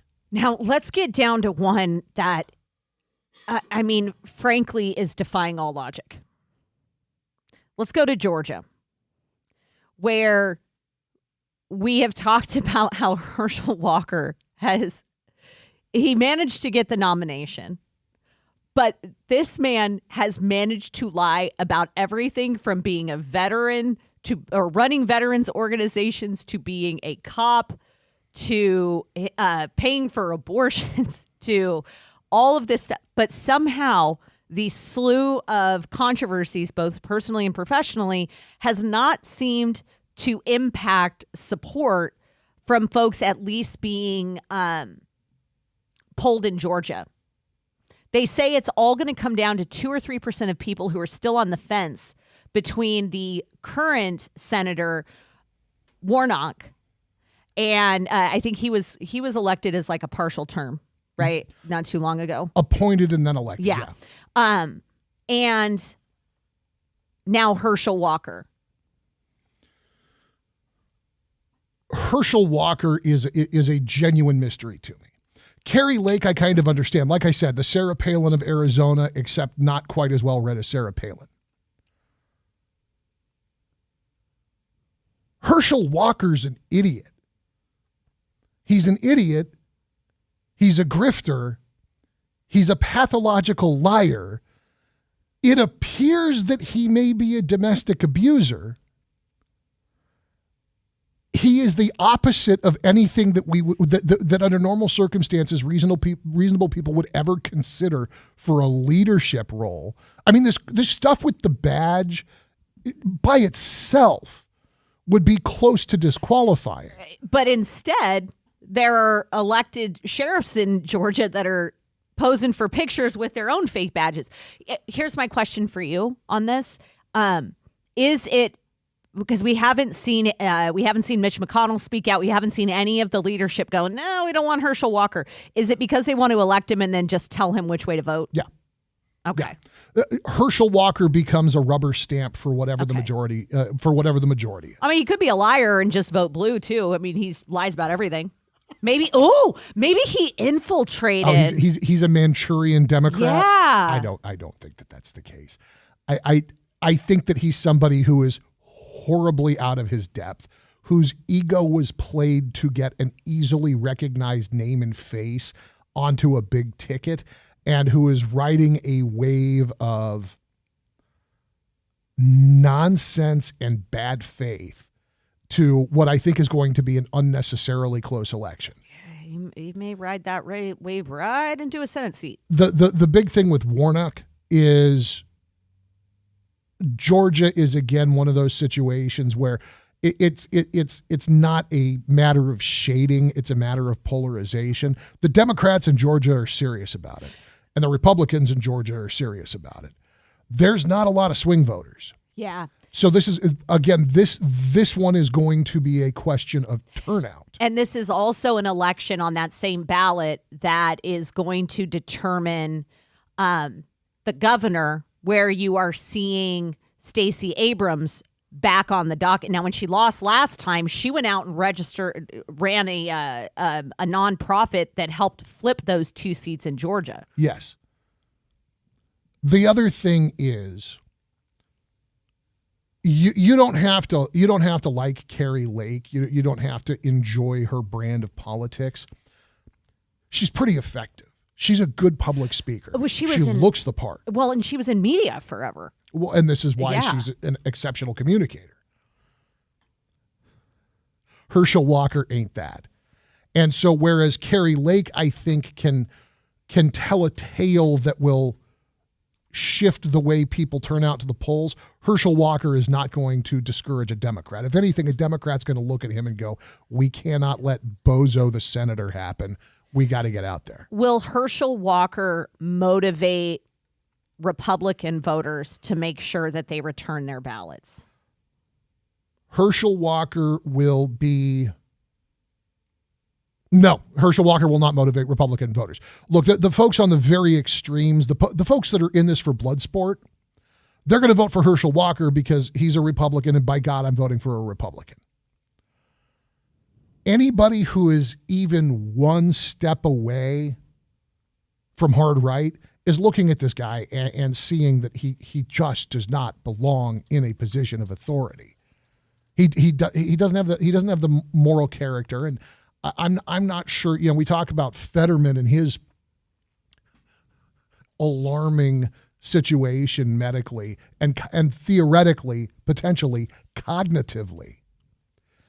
If you're looking at John Fetterman and you're worried about his fitness to serve in the United States Senate because of the stroke he's recovering from, I honestly think that you need to look at Herschel Walker in the same context. And I don't know if that's one too many hits on the head. I don't know if that was, I don't know what's going on.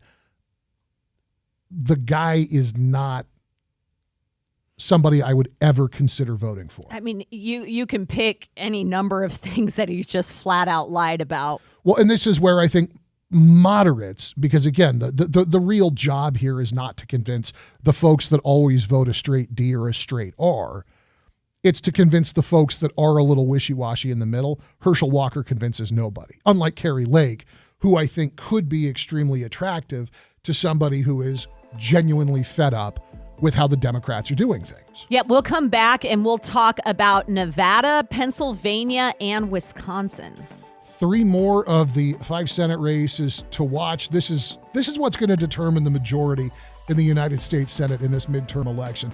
Philip Teresi, Skip Echeverria, your afternoon drive at News Talk 580 and 105.9 KMJ. Thank you guys for hanging out today.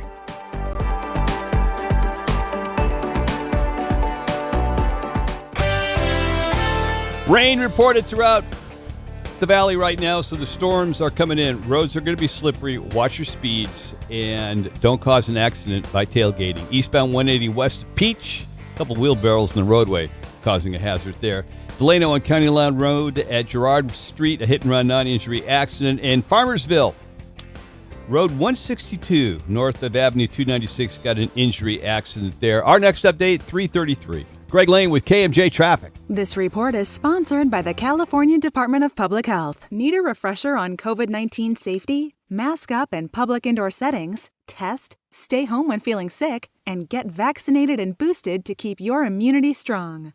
Learn more at covid19.ca.gov. Oh, don't you know? Your O-negative blood can save the lives of trauma victims and your family or friends. Turn a negative into a positive. Find out if you're O-negative by donating now at the Central California Blood Center. Go to donateblood.org. Granger Smith, Kylie Morgan, and Leaving Austin. One-day event, all for Central Valley Ag. Tickets start at $65. Visit thenetwork2022.com to get your tickets today. Filtered water in your home is easier than ever. Hey, it's me, Appleton. Taste and feel the difference with LifeSource Water. Visit lifesourcewater.com. Call them, 559-449-8822. Oh, now you know. The Central California Blood Center needs not just O-negative blood, but all blood, even if you don't know your type. Every single donation has the potential of saving multiple lives, including family and friends. Go to donateblood.org now. Prepare your senses for everything the 17th Annual Fresno Fall Home Improvement Show has to offer. Sponsored by Balanced Comfort Cooling, Heating, and Plumbing this weekend at the Fresno Fairgrounds. Experience the astonishing sights, the intriguing sounds, the mouth-watering tastes, and the luxurious smells. Stroll through the Tiny House Expo and get a glimpse of what life is like living tiny. Learn from the experts on gardening, flowers, kitchen and bath, landscaping, and more. Indulge yourself in gourmet food, then sample craft spirits from the cocktail corner. Shop a unique collection of beautiful, locally handcrafted products spread throughout the Makers Market. From tiny to traditional, the Fresno Fall Home Improvement Show and Tiny House Expo has something for everyone. Let us inspire you and help improve your home one project at a time. Experience it for yourself at the Fresno Home Show this weekend at the Fresno Fairgrounds. More info at fresnoshows.com. That's fresnoshows.com. There are several people running for Clovis City Council, but there is only one with a proven record of protecting the Clovis way of life. That's current council member Drew Bessinger. Drew is a U.S. Army veteran and retired Clovis police captain. He has served as interim police chief for 3 Valley cities. Drew kept his promises of smart and controlled growth, supporting public safety, and helping local small business owners when they needed it most. Vote to re-elect Councilman Drew Bessinger. He's getting the job done. This is Clovis Council Member Drew Bessinger. It's been an honor to serve you on the Clovis City Council. For nearly 30 years, I have served the citizens of Clovis, 22 years with the Clovis Police Department, and 5 years as your council member. I am proud of our accomplishments: smart growth, improved community safety, and a balanced city budget. While serving as mayor, we were hit by the COVID pandemic. We used common sense and reasonable precautions to protect our community while defending your personal freedoms and supporting our businesses. I'm Drew Bessinger, and I would appreciate your vote. Paid for by Drew Bessinger for Clovis City Council 2022. If you have friends or family members that live on base or need frequent access to federal facilities, getting a real ID should be on your to-do list. Starting May 3rd, 2023, you'll need a federally accepted form of identification such as a real ID to access military bases, enter federal buildings, and board domestic flights. And by going online, you can conveniently start the Real ID application process anytime and anywhere you like. Don't miss out on visiting your friends and loved ones in uniform. Start your application online today. Visit realid.dmv.ca.gov. Fall is the perfect season to cozy up in your new dream home. Hi, I'm Gary McDonald, and we have a few move-in ready homes waiting for you and your family in some of our most popular neighborhoods. Enjoy the highest quality craftsmanship and luxury amenities that have come to define a Gary McDonald home without the wait. Visit our website or call Brian Hurdle at 559-307-1761 for more information. Gary McDonald Homes, California Contractors License Number 847905. Join Hala Taha for actionable advice from the brightest minds in the world on the Young and Profiting Podcast. Businessman Jim McGelvey. I believe you don't use any social media at all. Is that true? I don't have anything against social media, but I don't choose to use it personally. I feel the same way about drugs. Like, I don't use drugs. I got nothing against drugs. If you want to use drugs, we can still be great friends. A lot of my friends, use a lot of drugs. I just don't do it because, to me, drugs are probably not something I should be using. And I feel the same way about Facebook. The Young and Profiting Podcast, wherever you listen. Where elections are won and lost. News Talk 580 1059 KMJ. Now, more with Philip and Skip. Midterm elections in California 1 week from today. And if you're registered to vote, you may have gotten a text message that said, hey, by the way, here are the links to where you can go vote. Here's how to get your ballot in, all that kind of stuff. So this is a friendly reminder that your vote does matter. But we're talking about races, Senate races in other states, because this could determine the Senate majority. Right now split at 50-50 plus one with Vice President Harris. Now we go to Nevada. This is, of all the Senate races that we're talking about, this is going to be the closest one. I mean, they're in a dead heat. News Nation says even in the brightest days of the campaign, Senator Catherine Cortez Masto has never had a clear lead over former State Attorney General Adam Laxalt for the Senate seat. The Times and Siena College found them deadlocked at 47% apiece. Now, with this one, I think it's important. You have somebody who he's gonna have name recognition and in the state of Nevada, right? I mean, like, you got to be pretty decent if you're the former state attorney general, I would assume. At the very least, you're coming into the campaign with credibility and gravitas. Now, on one hand, Democrats have had a winning streak in the last couple of years. Yeah. Including when they got rid of Senator Heller, who was the previous senator in this seat. That was in 2018, and then Biden won the state back in 2020. So one of the things they're looking at is in Nevada, Republicans have improved their margins with Latino voters. And there has been this it's an interesting bit of conventional wisdom politically that seems to dictate that Latinos generally vote Democrat, which has always been interesting to me because if you look at the alignment of values, especially when you look at Latinos coming from countries that are dominantly Catholic, their personal values usually line up better with Republican social priorities. Right. But I think where Republicans are picking up what Democrats are losing is because they continue to, right?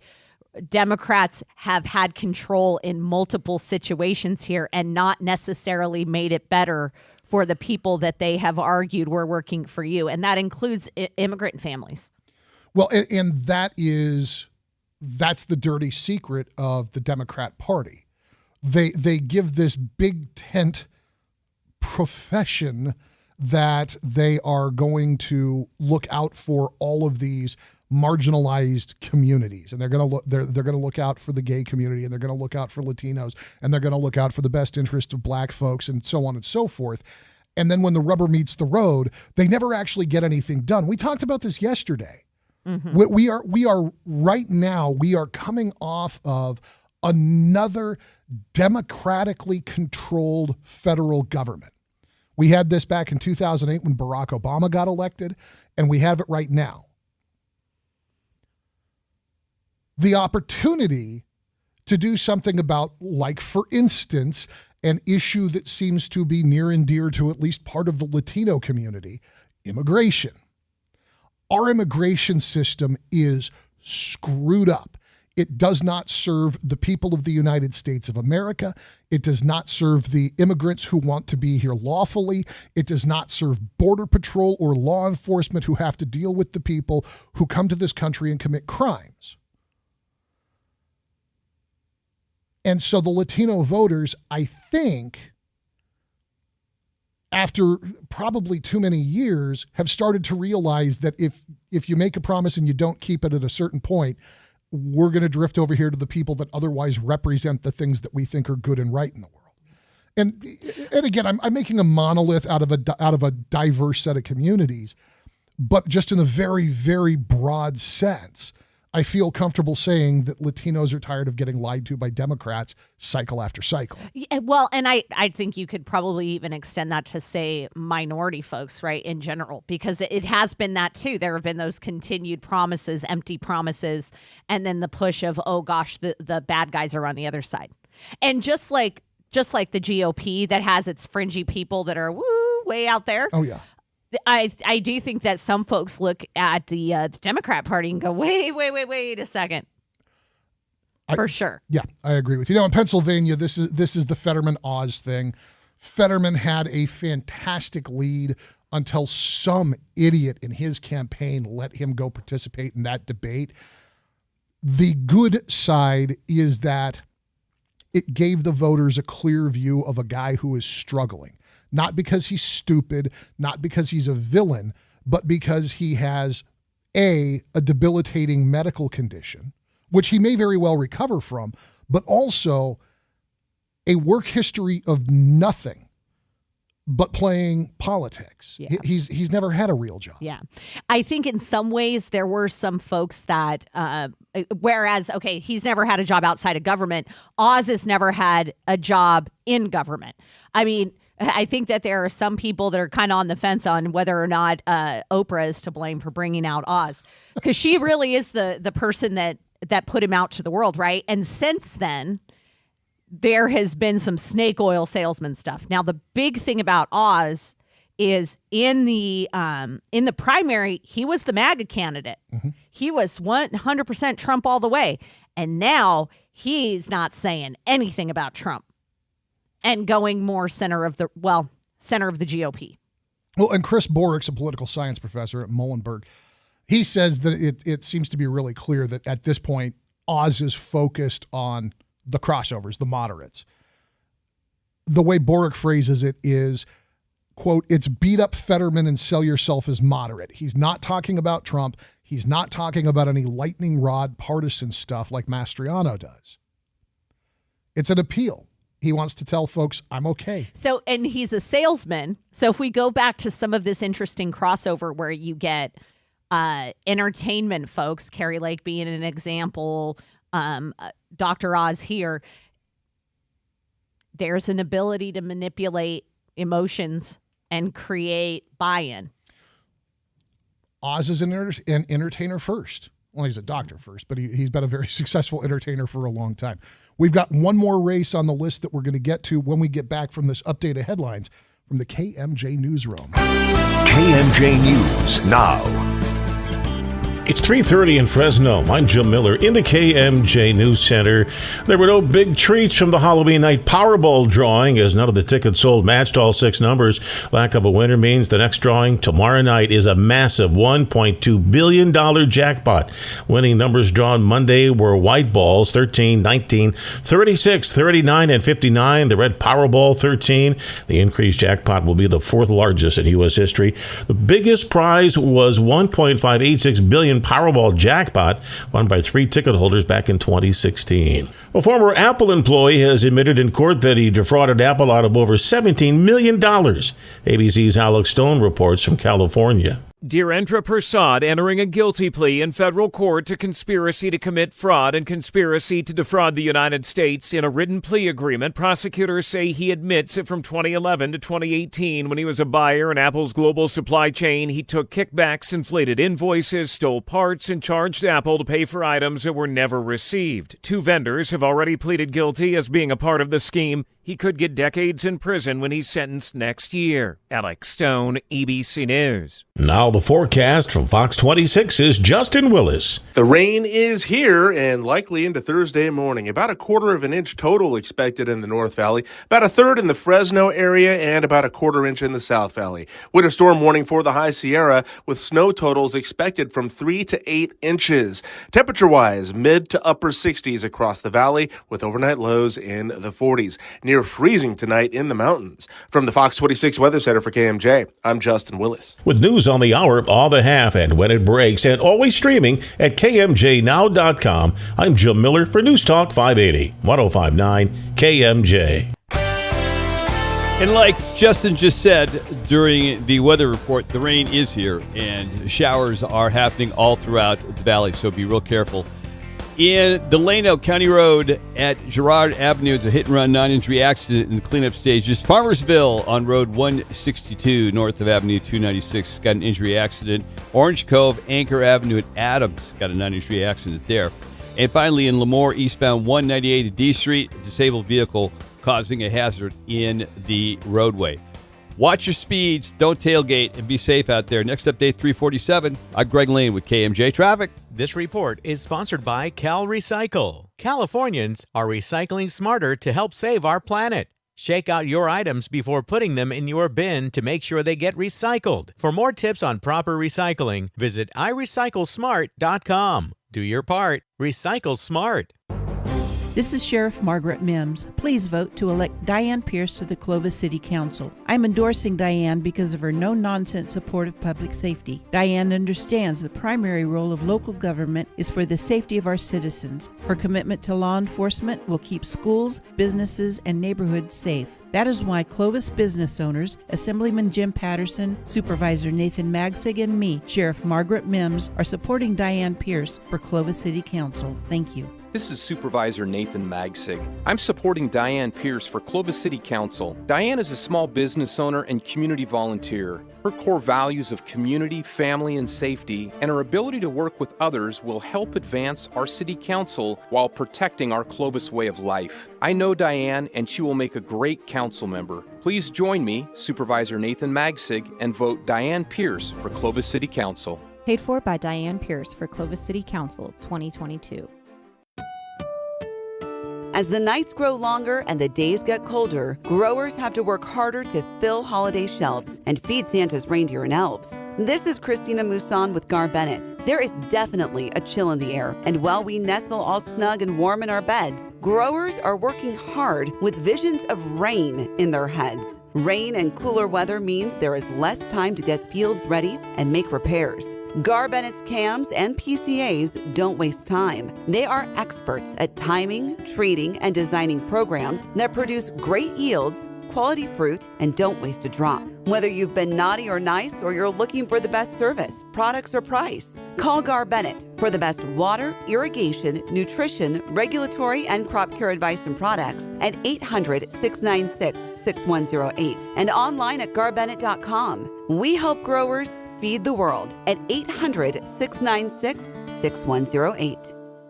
This report is sponsored by Goal Zero. Goal Zero, the leader in affordable home backup systems and solar generators. During a blackout, they can power your fridge, freezer, lights, Wi-Fi, TV, and more with clean power. Learn more at goalzero.com. Measure C was a mistake 20 years ago, and it's a mistake now.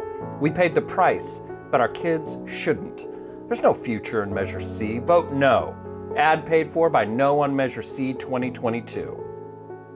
It's the afternoon drive with Philip and Skip on News Talk 580 and 105.9 KMJ. It's a battle for free speech. 100 years of KMJ. Now more with Skip and Philip.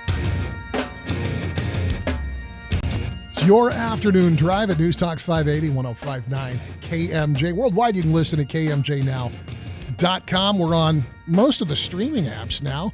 And, of course, you can watch the show or put it on a tab and do the other stuff you're supposed to do on Facebook Live, YouTube, or twitch.tv. On all of those, you're looking for the handle Drive KMJ. Skip and I have been talking about the 5 Senate races that are going to determine the Senate majority when we all, as a country, vote 1 week from today. And the fifth of the 5 is Wisconsin. And Democrats got real optimistic about Wisconsin early on in the primary process, thinking that they might be able to bump out the, as News Nation puts it, controversy-prone incumbent Ron Johnson. Yeah, so right now there is a slight edge that the incumbent has over the Democratic candidate. I think some of these things are going to come down to really, like, perhaps where you stand on, well, frankly, Roe v. Wade is going to be a big one. Yeah, I think so. That's going to be one of the really big ones. And Senator Johnson is, I think, most recently said, like, if you want an abortion in Wisconsin, you can move. So, I mean, like, he's very clear.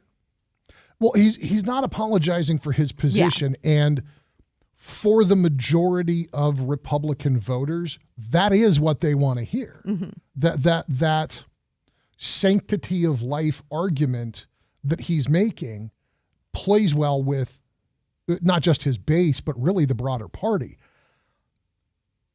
I don't think that a Democrat in Wisconsin, and honestly, I'm not sure that a Democrat in any state that's not like California, Oregon, or New York can successfully campaign on that one issue. Yeah.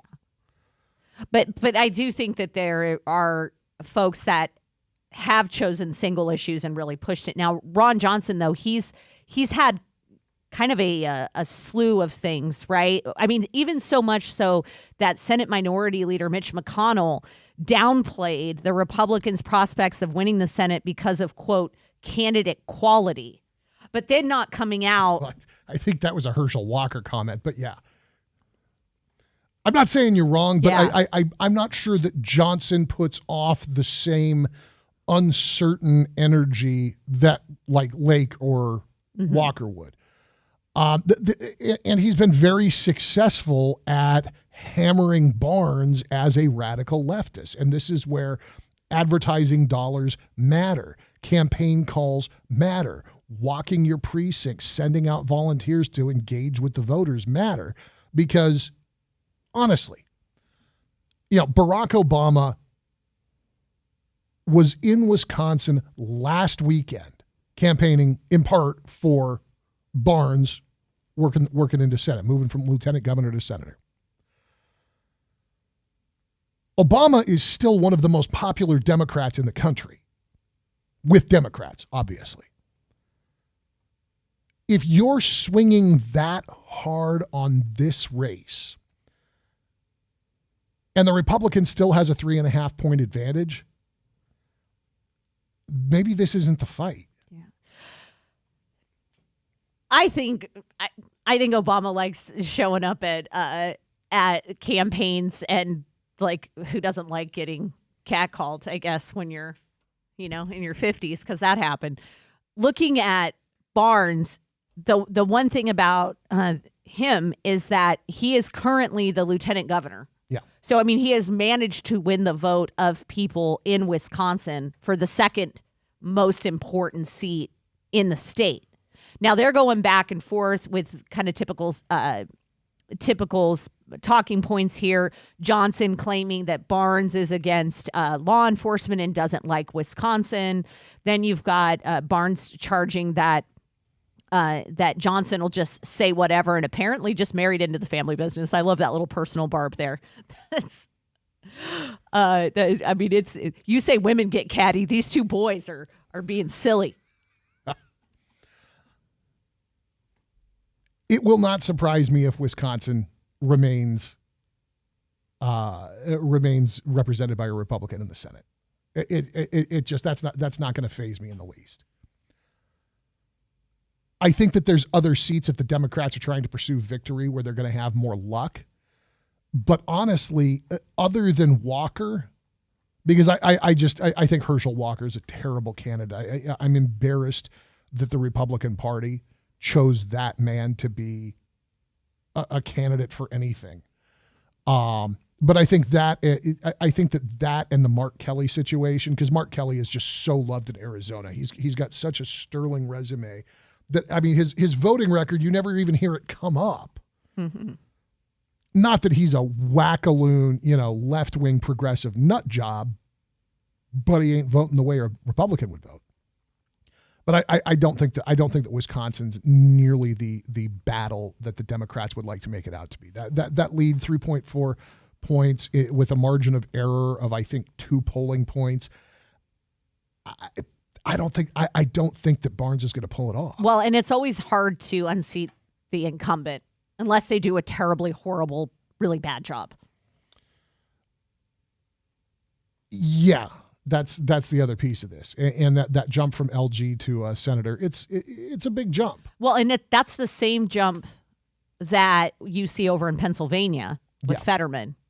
So again, that part's interesting because over in Pennsylvania you have the lieutenant governor to against a television doctor, and then over here you have the incumbent senator versus an up and coming thing. I think one of the things that may get Johnson in trouble with more moderate folks is some of the back and forth accusations. Like, I really don't think that Johnson can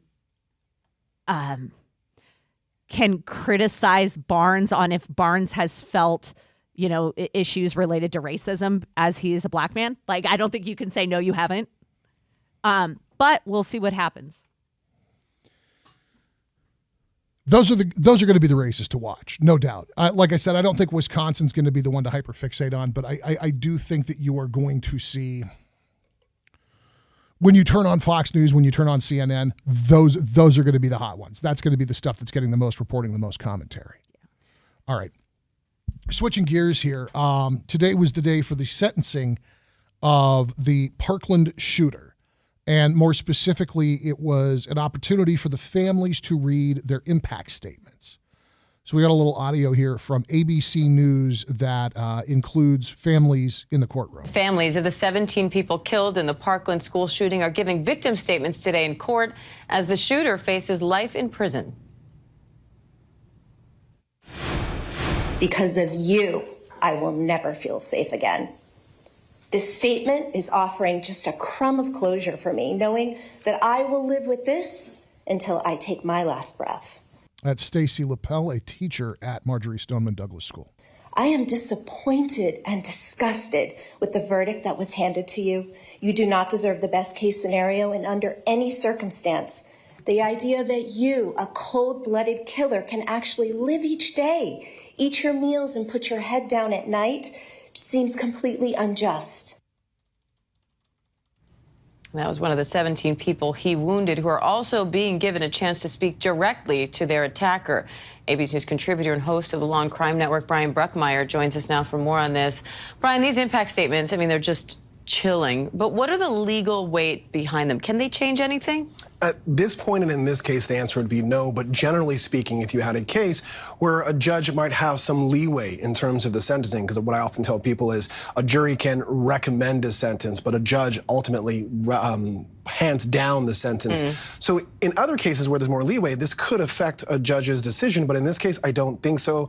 It's going to probably just tug at our heartstrings and hurt just like it is for all of us. But the judge is expected to give life without parole regardless, because that's what the jury recommended in this case. Absolutely. That, along with the sense that she cannot go higher. She can only go lower, and there's no lower for her to give based on the conviction that was handed down. So what happens once he is formally sentenced? Do the victims and their families have any other recourse, or is this over? From a criminal standpoint, no, it's done. There's no more recourse. They can't appeal for a higher sentencing. But from a civil standpoint, they may be able to go after him or his estate for financial purposes, but I doubt there's much for them to gain going through that avenue. So it's pretty much it for them. One of the grandmothers of a student killed at Marjorie Stoneman Douglas High School, in giving her victim's impact statement, told Nicholas Cruz to burn in hell. I think that the opportunity for these folks to talk, especially because we heard the gentleman just talking about how it's not really going to impact sentencing. This is really about giving families the opportunity to have this piece of their grieving process, to say the things they need to say out loud. And for some people, that might need to be burn in hell. Let me be clear. I'm not mad at grandma. No, I'm sure. But I mean, because it's kind of like, what's the point? This is clearly just for the victims to be able to have that space. Yeah, some of these folks got a little salty, and I'm not going to play it on the radio because I'm not going to catch a fine just to hear somebody call him what he is. But Anthony Montalto, whose sister was one of the people killed, he called Cruz a murdering bastard and said that Cruz should have been sentenced to death. The quote here, he should not live while my sister rots in a grave. Yeah. I've read a book recently. I've got to find the name of it. Story of a Body or something, where it talks about this person's experience working to try and overturn a death sentence. And it was for a guy who had killed a little boy. And she took it from the perspective of, you know, if you really do believe that all life is sacred, then you can't believe in the death penalty. And then, and this kind of back and forth thing. And what turned out to be one of the things that got this guy's verdict overturned, I think this was down in Florida, if I'm not mistaken, is that the mother of the kid he killed argued on behalf of, what's the word I'm looking for? Leniency, at least in terms of not having the death penalty. And man, you got to get to like a next level of humanity to have I don't know that I have it. No, I know that I do not. One of the fathers, Fred Gutenberg, whose daughter Jamie was one of the people killed, he went on a tear on social media about why he would not be speaking at the sentencing today. It'll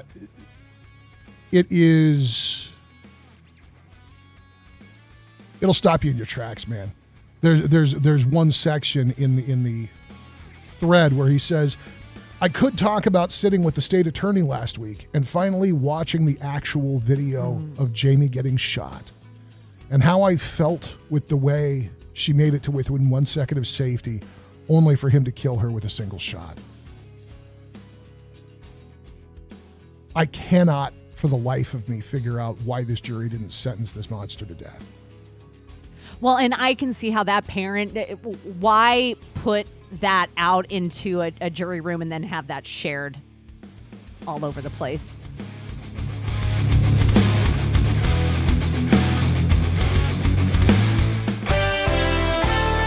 On the roadways right now in Fresno, westbound 180 transitioning to southbound 41.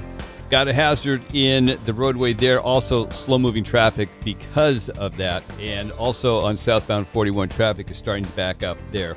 In Lemoore, eastbound 198 D Street, disabled vehicle causing a hazard. And Madera, watch out. Southbound 99 Avenue 9, some dogs in the roadway. There are people who have pulled over to try to rescue those dogs. So be real careful in that area. Next update, 403, Greg Lane with KMJ Traffic. This report is sponsored by Blindster.com. Hi, I'm Kyle, and my company is Blindster.com. I started Blindster in 2010 to provide custom blinds, shades, and shutters at affordable prices. Our blinds are easy to install and shipping is free. Don't hire an expensive professional. Do it yourself and save big at Blindster.com. It's that time of year again. Bari Olive Oil's annual Harvest Festival, Saturday, November 5th from 9 till 3 in Dinuba. They're turning 86 this year and want to celebrate with all of you. Amazing food, fun for the kids, car show for the dads, a little shopping for the ladies, and a blood drive. Join us at this free event Saturday, November 5th from 9 till 3 at their place in Dinuba. For more information, give us a call at 595-9260. That's 595-9260. Or go to barioliveoil.com. Hi, I'm Capri, and the little thing I love about the Chick-fil-A Grilled Spicy Deluxe is the chicken. They actually put it on the grill, cooked it in the sauce. It's definitely a good grilled spicy sandwich. Hey, I'm Michelle, and a little thing I love about the Chick-fil-A Grilled Spicy Deluxe is it's spicy and it's full of flavor. When you pair that with the Kale Crunch Salad, it's just good. Order a grilled spicy deluxe sandwich on the Chick-fil-A app today. Available for a limited time. Real guests paid for their testimonials. Bum, bum, bum, I miss my baby, someone stole my baby. By the way, my baby is my landscaping truck that was literally stolen from a job site. Baby, won't you please come home?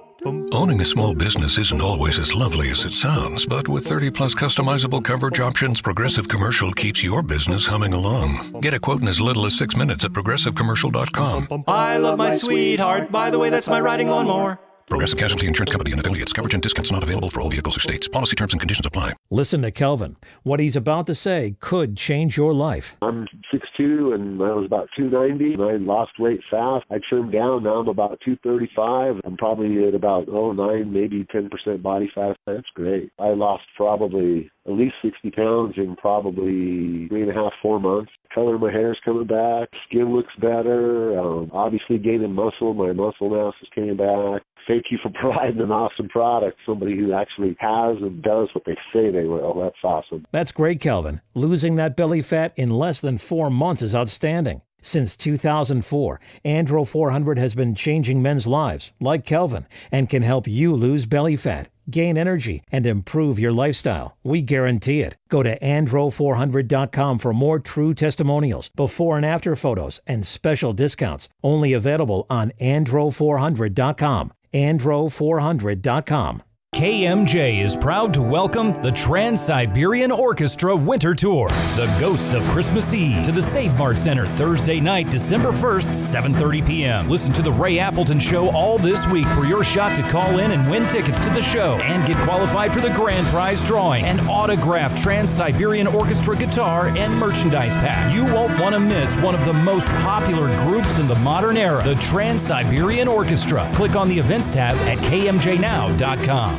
So you tested positive for COVID. What's next? Treat yourself. COVID treatments like Paxlovid are free.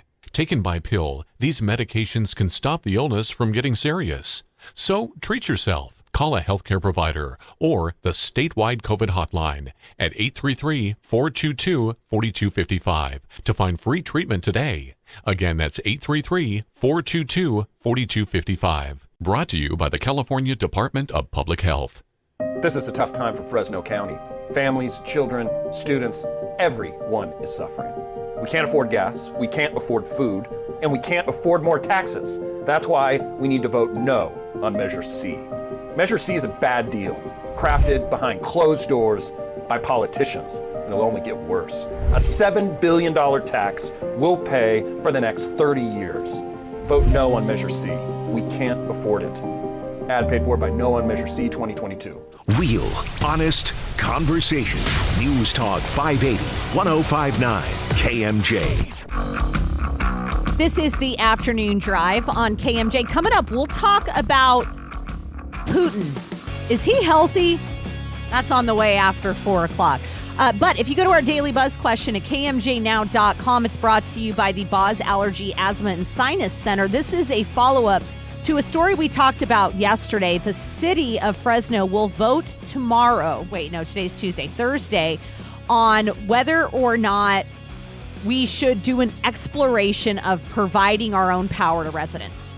So the Buzz question, sponsored by the Boz Allergy, Asthma, and Sinus Centers, asks, should Fresno deliver its own electricity to residents? We'd love to get your opinion at KMJNow.com. We did spend time on this yesterday, and again, you can get the podcast at KMJNow.com or subscribe on Apple Podcasts or wherever you like to listen. Yes, we should explore the possibility. Until we have answers about feasibility, I'm a maybe. Yeah, Mayor Dyer was joined by a handful of electeds. It's him, Councilmember Bredefeld, and Council VP Tyler Maxwell, a part of this. I mean, up at the podium, if this picture is from the news conference yesterday that we've got here, you also have Assemblymember Jim Patterson. Yeah. And I think that's Dr. Carol Goldsmith as well. So it's going to be interesting how that vote goes down on Thursday. We do know that there is a no, at least via Twitter voting, from one council member.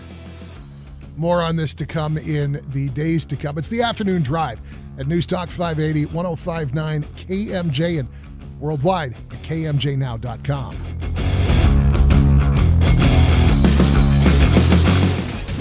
Missed part of the show? Get the Afternoon Drive podcast at KMJNow.com or by searching KMJ's Afternoon Drive in Amazon Music or Stitcher. Did you know fixing outdoor leaks can save 27 to 90 gallons of water per day? Even tiny leaks can be huge water wasters. Conserving water starts with a few simple water-saving actions at home and in your yard, like adjusting your sprinklers and adding drip irrigation so you water only where it's needed. We can all do our part to conserve water. Visit SaveOurWater.com for more water-saving tips. Save water, save California. With so many used car lots, big and small, how do you know the difference? Take a look at Central Valley Fleet. Hand-picked pre-owned vehicles priced right and backed by Scott and Katie Beal, who've always done you right. SUVs to muscle cars to lifted trucks and the best-selling passenger vehicles, Central Valley Fleet has yours. And unlike any other pre-owned vehicle center in the valley, even the national guys, Central Valley Fleet has an on-site service center to back up your vehicle. Central Valley Fleet on West Shaw, next to Harley-Davidson, across from Costco. There's a reason Comcast Business powers more businesses than any other provider. Actually, there's a few. Comcast Business offers the fastest, reliable network, the peace of mind that comes with Security Edge, helping to protect all your connected devices, and the most reliable 5G mobile network. Want me to keep going? I can. Whether your small business is starting or growing, you need Comcast Business. Technology solutions that put you ahead and give you serious savings. Comcast Business, powering possibilities. Get started with fast speeds and advanced security for just $49.99 a month for 12 months with no annual contract. Plus, ask how to get up to a $750 prepaid card with a qualifying bundle. Offer ends 12/5/2022. Restrictions apply. New Comcast Business 50 megabits per second internet and Security Edge customers only. EcoBill and autopay required. Equipment, taxes, and fees extra and subject to change.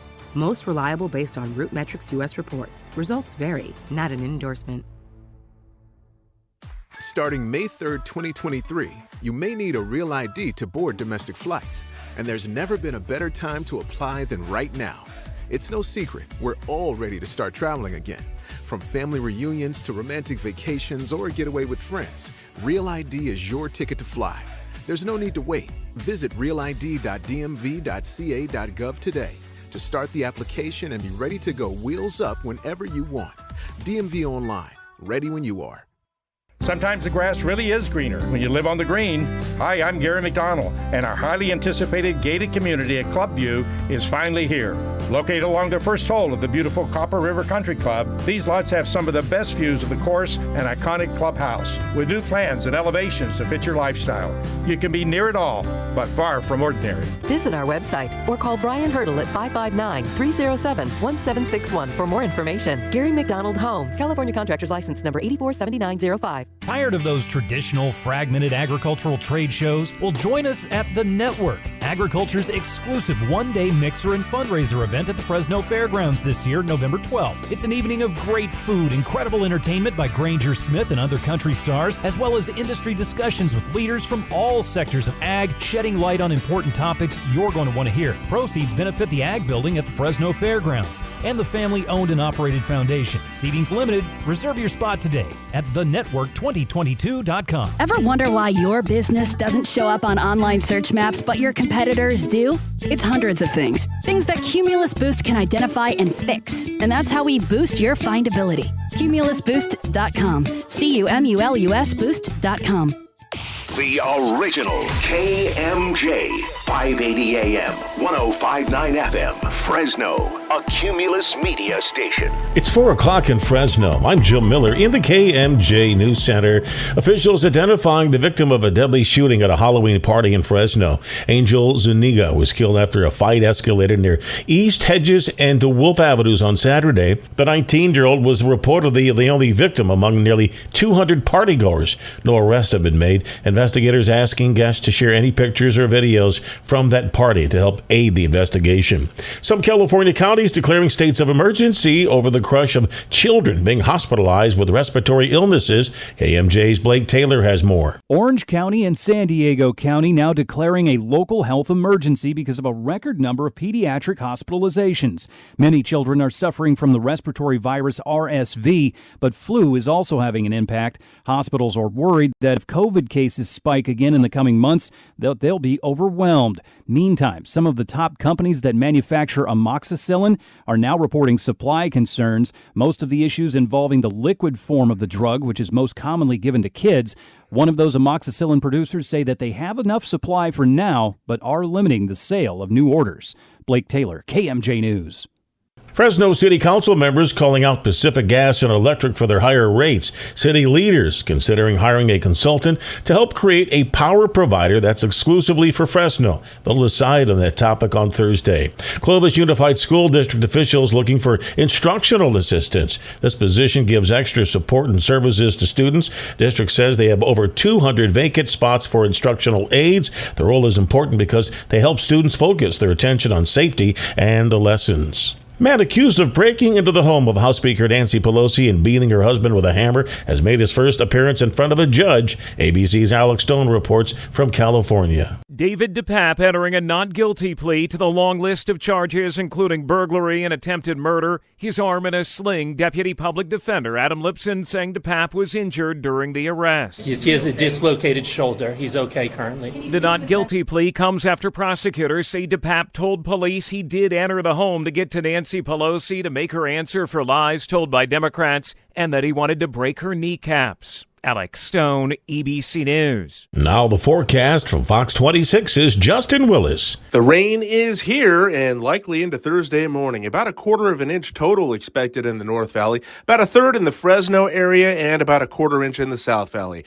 Winter storm warning for the High Sierra with snow totals expected from 3 to 8 inches. Temperature-wise, mid to upper 60s across the valley with overnight lows in the 40s. Near freezing tonight in the mountains. From the Fox 26 Weather Center, Center for KMJ, I'm Justin Willis. With news on the hour, all the half, and when it breaks, and always streaming at KMJNow.com, I'm Jim Miller for News Talk 580, 105.9 KMJ. Thanks, Jim. On the roadways, they're kind of slippery, especially up on Highway 41 right now. Oakhurst and Yosemite Lakes Park reporting showers. We also have some reports of showers in and around the Fresno area as well. So be careful when you're out and about. Also, on westbound 180, the transition to southbound 41, got a hazard in the roadway there and lots of slow-moving traffic because of it. In Madero, southbound 99 at Avenue 9, some dogs running in the roadway, and that is definitely causing a hazard. Eastbound 198 at D Street in Lemoore, disabled vehicle causing problems in the roadway. Our next update is at 4:17. Greg Lay with KMJ Traffic. 'Tis the season to dash for $550,000 cash. Win your share of $42,000 weekly at drawings every Thursday and Friday. It's the Holiday Dash for Cash giveaway now through December 23rd. Only at Chukchansi Gold Resort and Casino.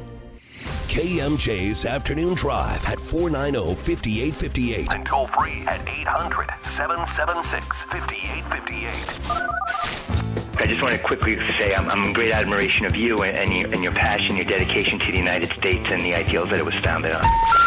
We're sorry. It's the Valley's Afternoon Drive on KMJ. Now, Philip and Skip. It's 4:05 on your afternoon drive on a Tuesday afternoon, a wet Tuesday afternoon at News Talk 580 and 105.9 KMJ. I was outside, it was about a half an hour ago, and a more than a sprinkle, less than a shower at Radio City here at the southwest corner of Palm Starting to feel like fall. Man, it felt good. However, we know that this means one very important thing. Everybody's going to drive like it's the apocalypse. Everybody is going to now behave on the road as if though they are in a demolition death derby, and it is absolutely essential that one not take the bait. Everybody forgets. You don't need to put it into four-wheel drive. Just give yourself a little more time to stop, and for God's sakes, use a turn signal. I think you're asking a lot. Clearly, you want to break records trying to get from point A to point B. I love driving fast, and I love driving in the rain. The problem is not the people who are continuing to move at a brisk pace with all of the safety stuff and all of the traction control stuff and all of the visibility improvement stuff.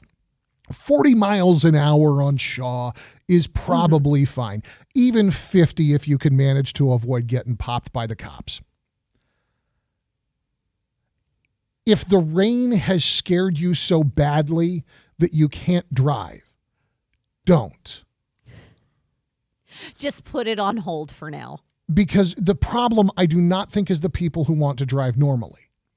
It is, I think, about 20% super aggressive guy in lifted pickup truck that his dad bought for him, who just needs to show everybody how ready he is to get off-road, even though he's driving down Maroa. The remainder are people who have forgotten that this happens even in California. Water will fall out of the sky and onto the road, and it will cause all the crap that's been sitting on the road for the last year to lift up and make things just a little wonky. It's okay if you don't like driving in it. Don't drive in it. Take an Uber, stay home, call in sick. Well, and this is a friendly reminder because sometimes we forget what rain looks like here in the Valley, that maybe your windshield wipers need to be changed out, because that I do believe that there is a small segment of the population that is an otherwise good driver until the first rains happen, and then they realize that their windshield wipers are garbage. I had a moment of masculine shame at my last oil change. Oh no! So I don't drive a lot. My car does not go far at all. So it is months and months for me between any kind of service. Sometimes it's months between gassing it up. I mean, I really don't drive much. I go to Sunny Skies Smog. It's on Blackstone. I'm trying to remember if it's north of Herndon or if it's north of Sierra. Anyway, Sunny Sky Smog. It's on the east side of Blackstone. Great guy, local business, got his franchise. So I think he's hooked into the Valvoline branding now. But it's just a good crew. And I go in there and I'm just getting an oil change. It's not because I can't change my own oil. It's because I'm lazy. I'm going to sit in my car and let them change the oil while I answer messages. And while I'm sitting there and I'm tap, tap, tap on my iPad, the guy comes over and he says, hey, do you want me to do your windshield wipers? And I for a minute, I looked at the man like he had just spoken to me in a dead language. No, I don't need help with my windshield wipers. I'm an adult. But that's not what I said, because he picked up the windshield wiper that's right in front of my face, and when he did, about half of the blade peeled off. And I just went, yeah, go ahead. And just ate the shame of paying somebody else to change my windshield wiper blades, because I let it go until it was disintegrating on the glass. So sometimes it's okay to ask for help. I don't need help. I just needed to pay attention. Well, but in your defense, and trust me, I would like to poke at you and tease you, but I mean, in your defense, we live in Fresno and it never rains. So it's one of those things that I think you can tease you a little bit or whatever and like, oh man, but you can't really like dunk on you for it. I have been driving since I was 16 years old. We are approaching 3 decades. I have never allowed somebody else to change my windshield wiper blades because I have never allowed a car to get to a state of disrepair that a windshield wiper blade peeled off. Is this like a new low, or is this just an opportunity to, I don't know, set a reminder in your phone or something? It's a new low. It is a mark of a failure of attentiveness. Okay. So I think, though, that part of that is the adjustment that you don't drive as much anymore, and also that it never rains here. Well, and I know logically that this is what led to this shameful occurrence of allowing somebody else to change my windshield wiper blade. When I say I don't drive much, I mean I really don't drive much. Don't attach your masculinity to your windshield wipers. I didn't say I was attaching my masculinity to it. I'm pretty sure I'd get arrested if I did. You said it was a shameful feeling related to your... It is a shameful feeling. A man should not allow another man to change his windshield wiper blades unless you are instructing your child on how to change windshield wiper blades. I was going to say something. I'm like, we do not degrade women here, so never mind. I wasn't degrading No, you women. weren't. I wasn't going to. I was going to say something along the lines, if it was a hot girl that was offering to change it, you would have been fine. No, that's worse. Really? Oh. Yeah, women shouldn't work on cars. Okay. I'm kidding. I don't care.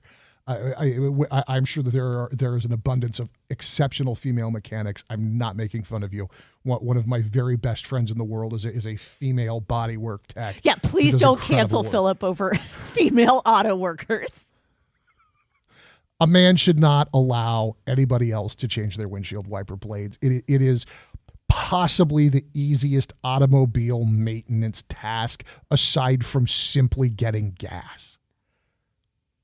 I would argue that changing wiper blades is even easier than checking and correcting tire pressure. Okay. But I just when he pulled it up and it peeled, I was just like, oh God. Okay, so this is just a friendly reminder then, because again, you're adjusting to you're not driving as much. My guess is if you lived in a place where it rained more, you'd probably be more on top of it. Probably so. So you can do a couple things. You can set a reminder in your phone, or what do we say, like with changing your batteries in your smoke detector when it's spring forward, fall back, change the batteries. Maybe try and tie it to something that's a little more memorable. But right now, by having this conversation, I guarantee you at least a handful of people are going, ooh, I got to check my windshield wiper blades. So you're not alone, Philip. You took one for the team, so that other men would not have this questioning of themselves. The shame, the possible demerit stacked against their man card. And today being the first rain in Fresno in God knows how long, I guarantee that every O'Reilly's and Napa and AutoZone has a line out the door with people who just went, oh, oops. Absolutely. All right, let's talk about Putin for a minute here. 70 years old, he continues to wage his war against Ukraine. He continues to saber rattle in a way that's making everybody nervous, and even allowing for the fact that the man has had pretty significant plastic surgery. I mean, this guy's the queen of facial fillers. Yeah, they were even talking about how like supply cutoffs were going to impact his Botox at one point. The rumors of his bad health have kind of been swirling for a while now, but apparently the former head of MI6, as in the British equivalent of the CIA, says that the guy the clock is ticking, that it's Parkinson's, it's cancer, and that he'll be hospitalized and incapacitated before this time next year. I mean, one can hope, right? So going back to some of the telltale signs that people were speculating with, there was that televised meeting where he was sitting and gripping the table. And some folks wondering if that was because he was trying to steady a shaky hand. Then you fast forward to some of the footage of him out meeting up with troops. And this was kind of a bit of a stretch, but there were questions about whether or not there were track marks from IV treatments on the back of his hand. What else could that be? A Tyler Durden lie kiss? I mean, I just know that sometimes when people get older, you know, like veins start, you have more, not vascularity, like thinner skin. Yeah. But they were pointing to that. And then there was also some issues. What else did they say was wrong with him besides being a horrible killer? A security services insider claimed that he could confirm a diagnosis of early stage Parkinson's disease. And now you add to that via Dearlove, pancreatic cancer. Yeah, there were also rumors that he had prostate cancer. So the Russian security services insider says he can confirm the Parkinson's diagnosis and says that it's already progressing despite what will inevitably be a barrage of denials. One of the things when I saw the pictures of him that look like plastic surgery, I immediately thought steroids, and not the steroids that like pump you up like for levy. Because I mean, I was familiar with loved ones who were on a lot of steroids because of health concerns, and he has that puffiness that goes along with it. In my limited exposure to that is different than, you know, trying to look younger or whatnot with Botox. Than Botox or one too many cheeseburgers. Yeah, I agree that the puffiness is there. I know exactly what you're talking about. So it's all rumors. The odds that this will be confirmed until he is dead, gone, and some other regime entirely has taken over Red Square, slim to none. Does it relieve you that he may be dead in a year, or does it scare you that he may act out even more severely? The latter, because if it's a man who has nothing to lose but wants to keep his name somehow with some legacy of Russian, I don't know, leadership. Now, the part where the M6 guy talked about that he could be in a hospital and that they kind of remove him from power, like fingers crossed, maybe. I just hope that somebody gets it into his head. Cockroaches are notoriously poor record keepers, and so far as I know, none of them actually speak Russian. So if he does kill everybody on the planet with some kind of ill-conceived nuclear excursion to assert his waning strength, there's not going to be anybody left to remember him.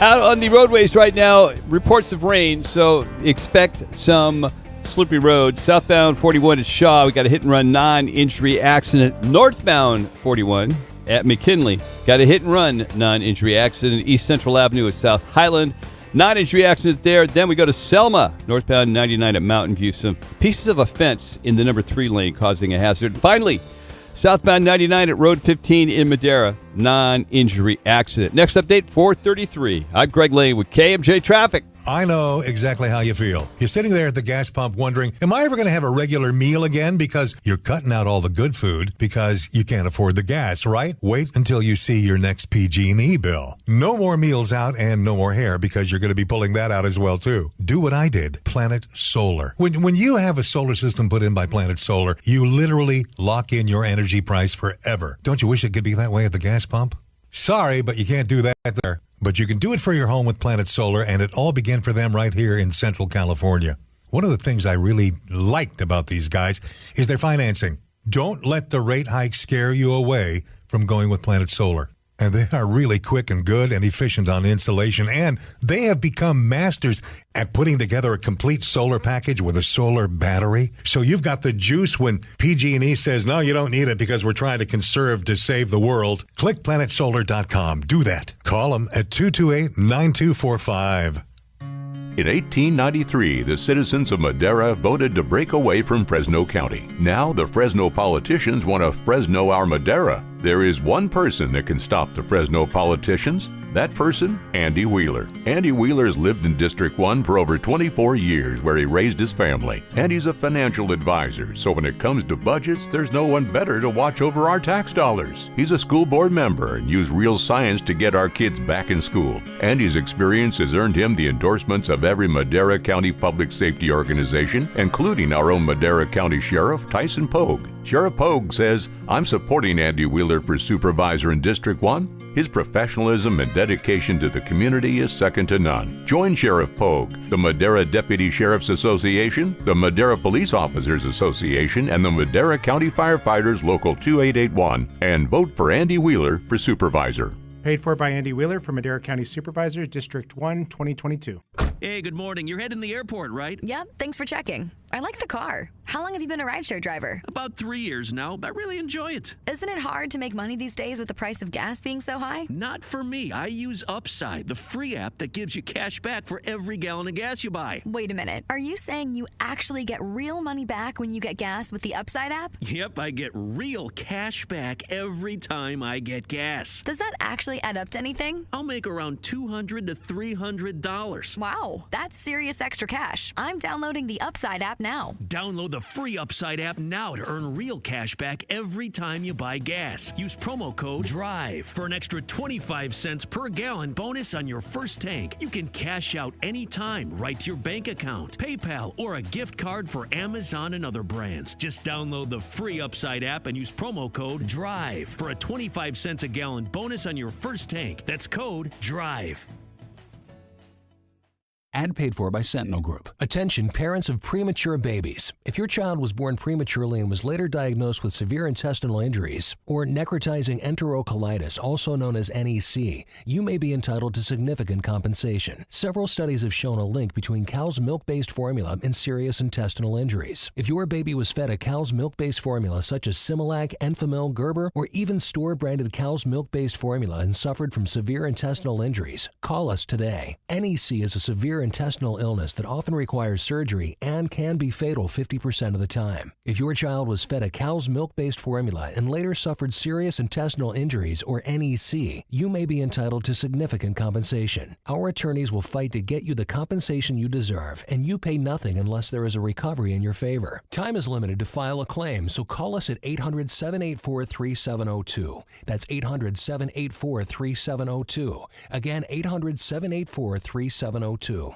'Tis the season to dash for $550,000 cash. Win your share of $42,000 weekly at drawings every Thursday and Friday. It's the Holiday Dash for Cash giveaway now through December 23rd. Only at Chukchansi Gold Resort and Casino.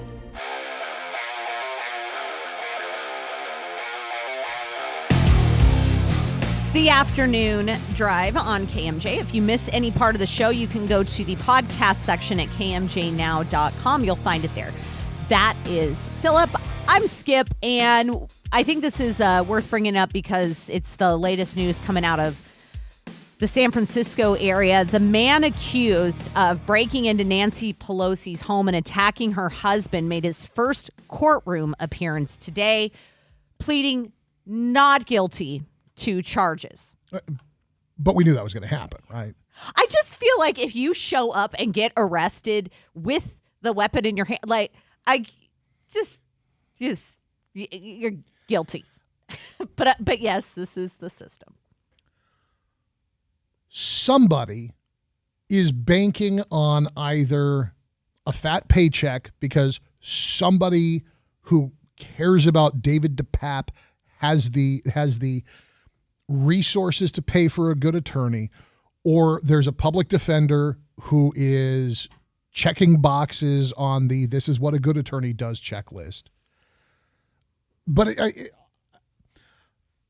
the man gets to have his day in court. It is conceivable that somehow there's some misunderstanding. That's what the trial's about, whether or not there's reasonable doubt this guy did what he did, allegedly did.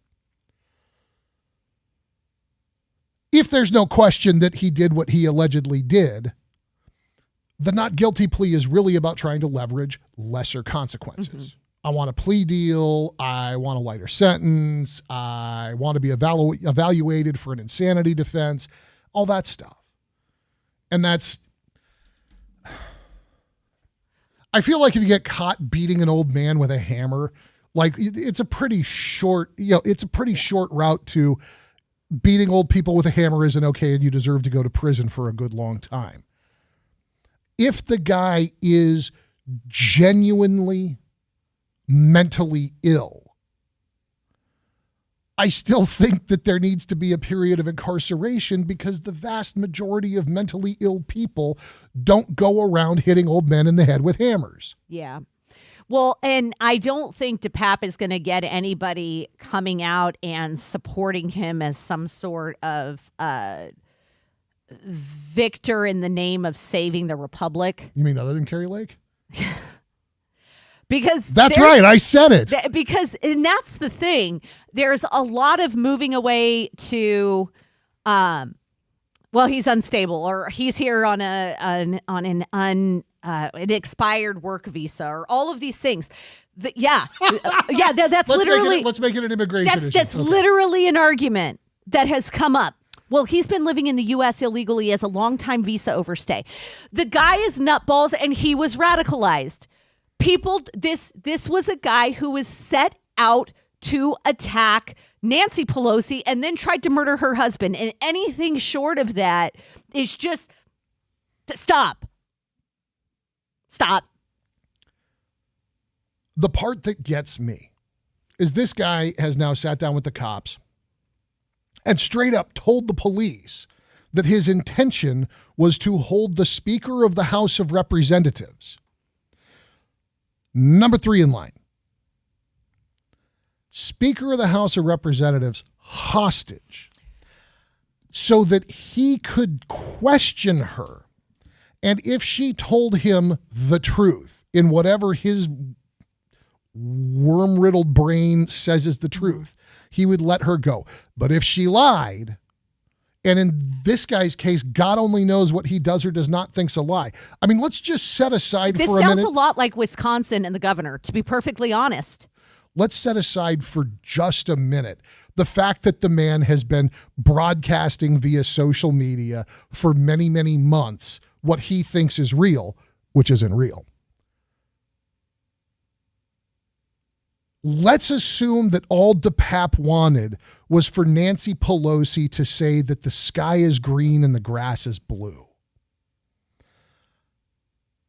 And if she says, no, it's the other way around, he's going to break her kneecaps with a hammer. Mm-hmm. And that's it. No other politics.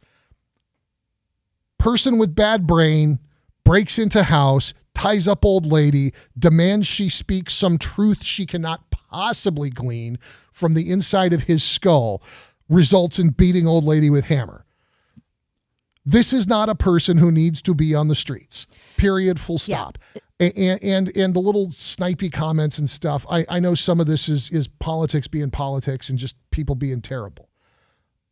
I'm not going to give a whole lot of time to the people who decided to find a joke in a mentally ill man beat an old man with a hammer. I don't like Paul Pelosi. I don't want to be his buddy. I certainly don't want to be one of his drinking buddies. What happened was wrong. There were plenty of warning signs, and this guy deserves to go into a quiet room for a long time until either his brain gets sorted out or he's too old to do this to somebody else. So, agreed on all fronts that he is dangerous. Okay, but the thing that bothers me with the one is I do not think that this is something to be making jokes about, and I love gallows humor. But I just think bashing old people's brains in with like a hammer is just like not cool. But here's where I wanted to go real quick on this, because I actually see sometimes where all of a sudden it becomes about mental health, and all of a sudden, well, he was crazy and all of this. If somebody from any other country came into our country and took number 3's partner hostage and said that they were going to question them, would we as a society, as a collective, go, yeah, but maybe he's mentally ill? No, the answer is no. Well, and that's the thing. When Kate Steinle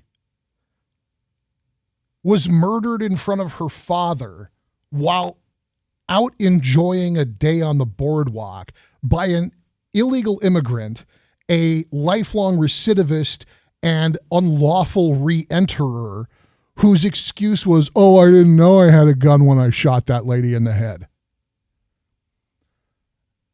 The outrage was justifiably at a hard 10. There are people who still have their Remember Kate ball caps from when they went out to protest the 5-time illegal immigrant who murdered this innocent woman. Both of these stories are sick and wrong. I expect comedians to find material here. It's in poor taste, and the Kate Steinle thing in particular really like turns my gut, because she was literally just an innocent woman who was in the wrong place at the wrong time, killed by a degenerate. Paul Pelosi is the husband of the Speaker of the House of Representatives. He exists in a different plane in terms of what is and is not fair game. And I really do believe if everything's sacred, we get back to nothing sacred. I'm not voting for anybody who's promoting theories that Paul Pelosi's gay lover went after him with a hammer. I don't have any time. I just don't have any patience for it. But that's the story that's being circulated, that it was a lover's spat. Well, yeah, I saw somebody retweeting something about, oh, well, the glass was broken from the inside. Yeah, well, and it's being retweeted, and that's being perpetuated on big platforms because it's an easier thing to run off with than this guy was, 1, nuts, and 2, he was radicalized. The radicalization piece is not going to be acknowledged by the people who need most to acknowledge it. We're all headed to hell in a handbasket. Yes. Until it's your family member that's bashed in the brains. Yeah. And then accused of being gay on top of it, I guess, because why not stir in some homophobia? Yeah. It's wild, man. It's wild. It's politics in the 21st century. KMJ News now. It's 4:30 in Fresno. I'm Joe Miller in the KMJ News Center. A man injured after being shot in southeast Fresno. Police officer there confronting 2 men arguing on Chestnut Avenue at about 11 Monday morning. One man told the officer he was shot in the arm. He's expected to survive. It's unclear if the other man was involved in the shooting, but they're investigating.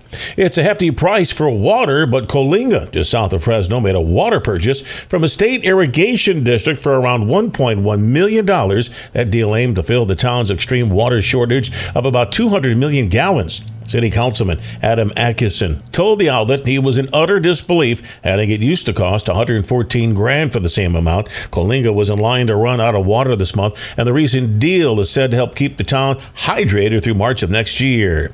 This is typically the heart of fire season in parts of California, most years fueled by strong Santa Ana winds in the south, but this year they've not materialized. ABC's Alex Stone is in Los Angeles County. In 2021, by November 1st, close to 2.5 million million acres had burned in wildfires here in California since the beginning of the year. The 5-year average is just over 2 million acres. This year, only 362,000 acres have burned statewide, 2.1 million acres less than last year. Firefighters say they haven't seen wildfire activity this low in a very long time. Credit is going mainly to no strong wind events yet this year, plus less lightning, more night-flying aircraft, more staffing, and more prescribed burns. Alex Stone, ABC News in Los Angeles County. Now the forecast from Fox 26's Justin Willis. Temperature-wise, mid to upper 60s across the valley with overnight lows in the 40s, near freezing tonight in the mountains. As far as the rain, likely going into Thursday morning, about a quarter of an inch total expected in the North Valley, about a third in the Fresno area, and about a quarter inch in the South Valley. Winter storm warning for the high Sierra with snow totals expected from 3 to 8 inches starting at 5,000 feet. For KMJ from the Fox 26 Weather Center, I'm Justin Willis. With news on the hour, all the half, and when it breaks, and always streaming at KMJNow.com, I'm Jim Miller for News Talk 580, 105.9 KMJ. Thank you, Jim. There are going to be some heavy rain and very, very, very, very high winds of up to 45 miles an hour. They just released a winter storm warning for Madera County, and there could be some road problems with some rain and with the winds as well. Also, in Fresno, northbound 180 at North Dickinson, got an injury accident there. Southbound 41 at Shaw, a hit-and-run, non-injury accident. In Madera, southbound 99 at Road 15, we got a non-injury accident. And in Visalia on Road 100 at Avenue 272, a vehicle is blocking the roadway. Our next update, 447. I'm Greg Lane with KMJ Traffic. 'Tis the season to dash for $550,000 cash. Win your share of $42,000 weekly at drawings every Thursday and Friday. It's the Holiday Dash for Cash giveaway now through December 23rd. Only at Chukchansi Gold Resort and Casino. Hey, do you have a water problem? I know what you're saying. Yeah, we don't have any water. No, I'm not talking about that kind of a water problem. You know, water that's a little bit slimy or undrinkable. I mean, the pets won't even touch it. You just need to get a LifeSource house water system, like I did. Let me tell you that the Appleton household is loaded to the gills, no pun intended there because it's water, with the best salt-free water system available on the planet. LifeSource water. You will taste and feel the difference. The days of using water softeners are long over because a LifeSource water system will eliminate 99% of the chlorine and all the other crappy contaminants, too. No maintenance, by the way. Zero. Done deal. They install it, you forget it, drink up, transform your home into I love this, a clean water oasis. Oh, we need some fancy music there. Purchase the system now without paying a penny for 6 months. No interest, no payments for 6 months, subject to your credit approval. LifeSourceWater.com. 559-330-1850. Taste and feel the difference with LifeSource Water. 559-330-1850. Oh, don't you know? Your O-negative blood saves moms who hemorrhage in childbirth and your family or friends. Make every day into Mother's Day. Find out if you're O-negative by donating now at the Central California Blood Center. Go to donateblood.org. Oh, now you know. The Central California Blood Center needs not just O-negative blood, but all blood, even if you don't know your type. Every single donation has the potential of saving multiple lives, including family and friends. Go to donateblood.org now. This report is sponsored by Blindster.com. Hi, I'm Kyle at Blindster.com. I sell custom-made blinds, shades, and shutters that are easy to install at prices less than big box retailers. Blindster blinds are custom-made for your windows, and I guarantee they'll fit. Don't hire a pro. Do it yourself and save big at Blindster.com. It's the Afternoon Drive with Philip and Skip on News Talk 580 and 105.9 KMJ. It's meant for everyday people to understand. 100 years of KMJ. Now more with Skip and Philip. Rolling through hour 3 of your afternoon drive. It's News Talk 580 and 105.9 KMJ. I'm Philip Teresi. That's Skip Echeverria. And after a heated examination of the politics revolving around the attack on nobody's favorite Paul Pelosi, I thought we could do with a palate cleanser. Something positive, something silly, something that just might allow a moment without the neck-breaking stick in the posterior mode of the moment. Jack Black had attended a fundraiser for a pediatric hospice and palliative care group. He meets this kid who is critically ill and is talking with the kid and the kid's mom and Jack, God almighty, Jack Black looks like a homeless guy right now. That's the new look that's like going around. I wonder if it's because you can like blend in. This I know that the Hollywood guys do a little bit of that for that exact reason, but Jack Black always looks like Jack Black. Now he just looks like Jack Black hit hard times, well, I'm going to say right after Nacho Libre, and has been living on Skid Row instead of continuing to make movies and music. I think he has actually maybe growing his beer out to play Santa. 'Tis the season. He's got to wash it or bleach it or comb it, for God's sake. But Jack Black gets eye to eye with this kid and just has a moment. Meet Abraham. Hi, Abraham. I'm Jack.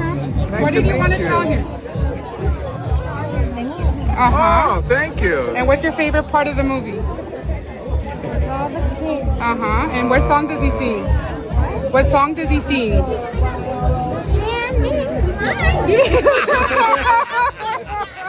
That's my favorite movie. Thank you. Yes. In the end of time, there was a man who knew the road. Are you recording? And the writing was written on the stone. That's the song, right? That's the song? Yeah. And you think you'll be just fine without me, but you're mine. You think you can kick me out of the ground? Well, there's just one problem there. That is blood. Yeah. Good to meet you. Thank you. He's got the cochlear implant. More of barely that. saying a word and grinning ear to ear.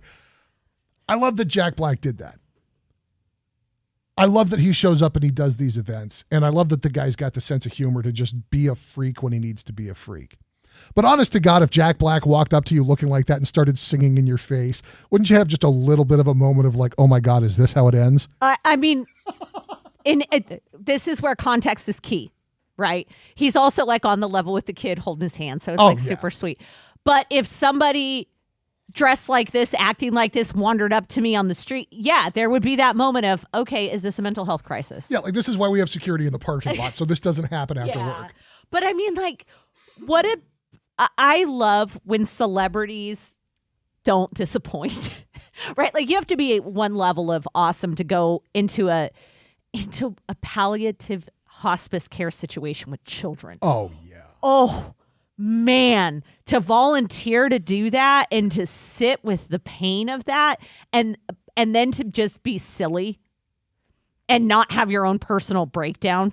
Oh, yeah. Oh, my God. I mean, just give him all the things, whatever he wants. It's fine. So you know the Super Mario Brothers movie that everybody's just going to pieces over because, one, they got Chris Pratt to voice Mario. Yeah. So Mario's apparently no longer Italian. Mm-hmm. But also, and I don't know what's wrong with some of the people on the internet. I can't even blame this squarely on women because I've seen it coming from both sides of the gender divide. There's a lot of agita over the fact that Mario has a flat butt. This is an animated character based on a video game character that most of us remember from Donkey Kong.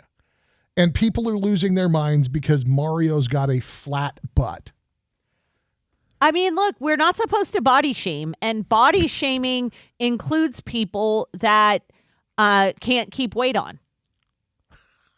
It's true, right? Like you don't walk up to a if you're a skinny person, if you can eat whatever you want and not gain weight, I hate you. That's not fair because people that are skinny that can't keep weight on do have one, they could be sick, and two, like if you got cancer or AIDS or something, I'm not talking about that. Or they could have like a digestive issue or something like that. But I mean, like I've known I don't suffer from this issue, but I've known plenty of people who want to put weight on, especially like no one goes, ooh, I want a skinny wussy guy. Look, women don't even want a skinny wussy guy on like in fake land. A cartoon video game character, yeah. yes. Apparently they want him to do squats. Really? This is what all the things in the world. Yeah. All of the things in the world. So the reason that I bring up the stupidity of the people Yeah. getting mad about Mario not having an Italian accent. And because apparently not. do Italians have butts? I don't know.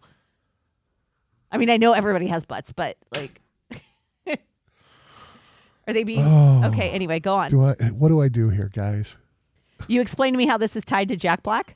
Is Jack Black in the movie? Do I answer that question in the most obvious possible way, or do I retain a little bit of my dignity since there's a camera in the room?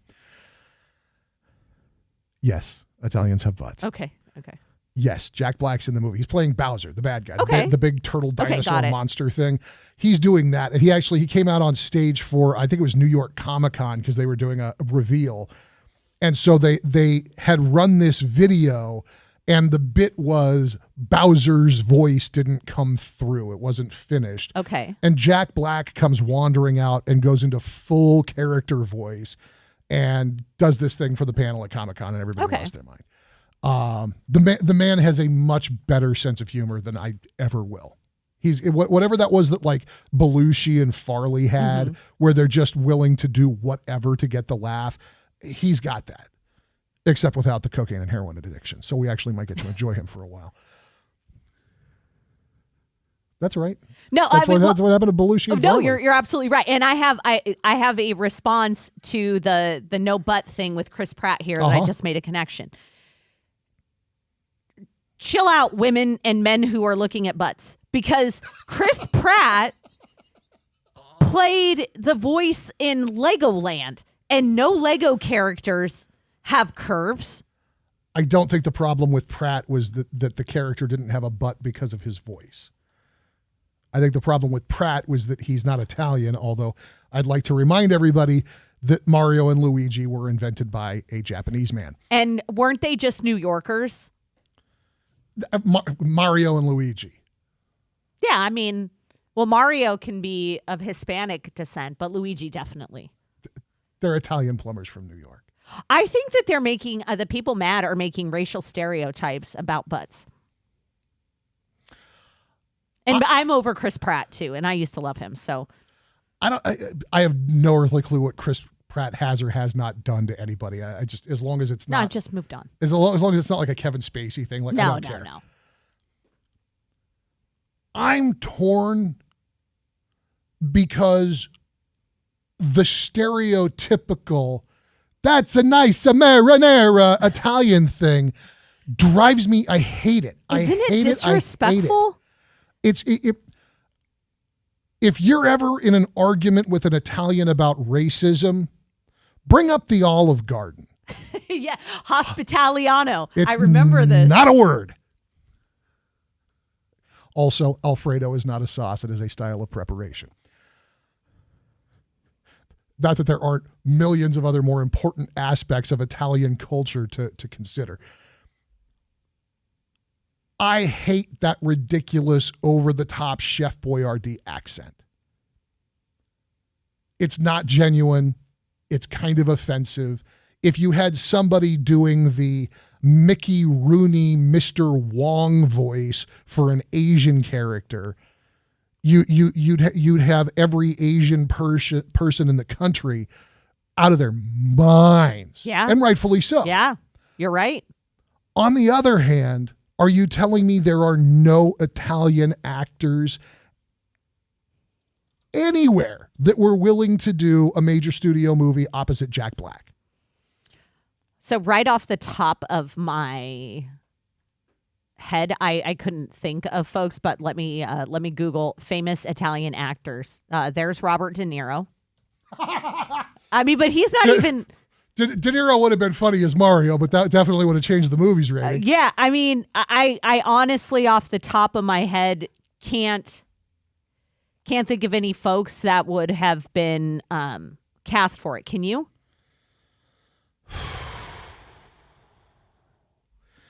Actually, you know who would have been perfect? Tony Sirico. Polly Walnuts.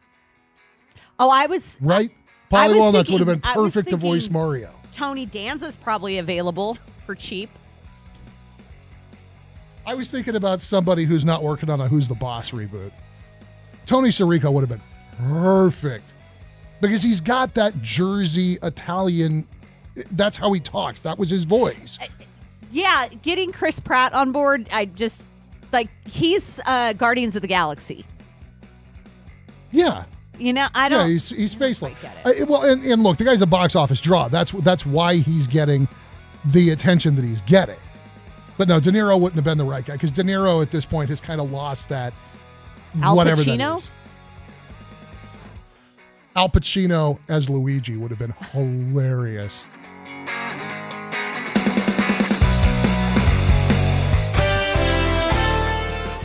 All right, on the roadways, northbound 180 at North Dickerson. They're cleaning up from an injury accident. We have southbound 41 at Shaw with a hit and run non-injury accident there.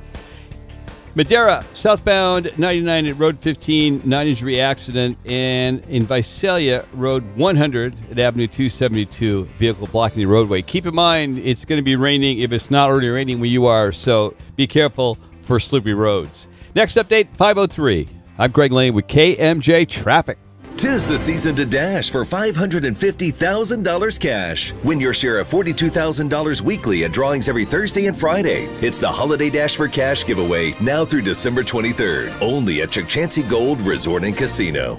Offer not valid in all states or were prohibited by law. Loans are subject to lender approval. See website for details. Wait.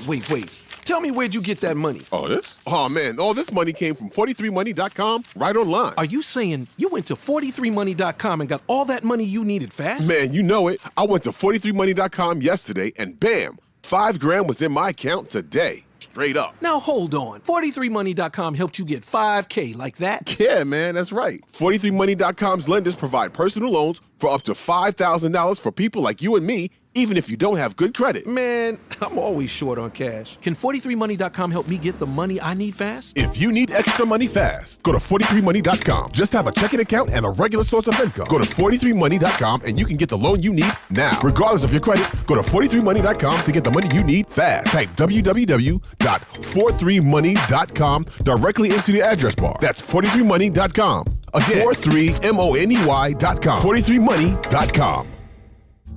Bill Powers here, your favorite electric company executive, with a special service announcement for all you people thinking about solar. You should wait until the end of the year. That's when new solar customers will be paying me a lot more. Who doesn't want to pay me more? No, Bill. If you're talking about California's new solar policy, people will need to move quickly and call solar negotiators if they want to lock in the current solar benefits before the policy changes. No. Tell them to take their time. They've lived without solar this long. Plus, like Mom always said, patience is a virtue. And make sure you pay your bills, especially your power bill. I'm pretty sure our customers' mothers would never tell them that wasting money is a good thing. And continuing to pay your power bill when you could go solar is wasting money. In fact, Bill, I'm not even sure why I'm still talking to you. This message is for our customers. Not cool, Helen. This was supposed to be my commercial. Nope. We're shutting you down, Bill. To go solar today, call Solar Negotiators, powered by Solar Maintenance Pros, your lifetime energy partner. Make plans to be a part of the foodie event of the fall. It's Bari Olive Oil's Harvest Festival, Saturday, November 5th from 9 till 3 in Dinuba. Experience the award-winning olive oil as you taste your way through their holiday shop. You can even taste the oil right as it is made. Join Bari Olive Oil as they celebrate 86 years of olive oil excellence. Enjoy a car show, free lunch. It's just a great day to spend with friends and family. For more info on this free event, call 595-9260. That's 595-9260. Madera County's mountain communities need principled and experienced leadership. That's why we need to elect Bobby McCauley as our Madera County Supervisor in District 5. Bobby is endorsed by Sheriff Tyson Pogue and District Attorney Sally Marino, and is a third-generation resident of our mountain communities. Bobby McCauley will prioritize public safety, forest management, our small businesses, and water for our farmers. Vote Bobby McCauley for Supervisor on November 8th. Paid for by the Friends of Robert McCauley for Supervisor 2022. I was thinking back to some of those growing up years, and, even though we've been Doing this for 40 years, those first years, we struggled with things like getting work, paying the bills. A message from Jerry at All Britain Heating and Air. But there was another struggle. We also struggled with who we were going to be as a company. What would define us? I remember one of those defining moments pretty clearly.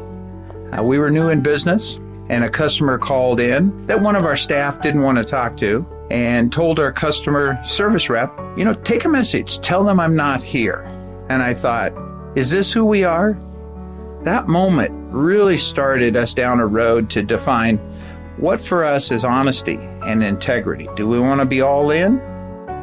Today we think about integrity as what we do in the corner of an attic that we know the customer will never see. That's being in 100%. I'm glad that we did. That's All Britain Heating and Air. The countdown is on to November. I think there's a lot of change that needs to happen in California. Where will you be on election night?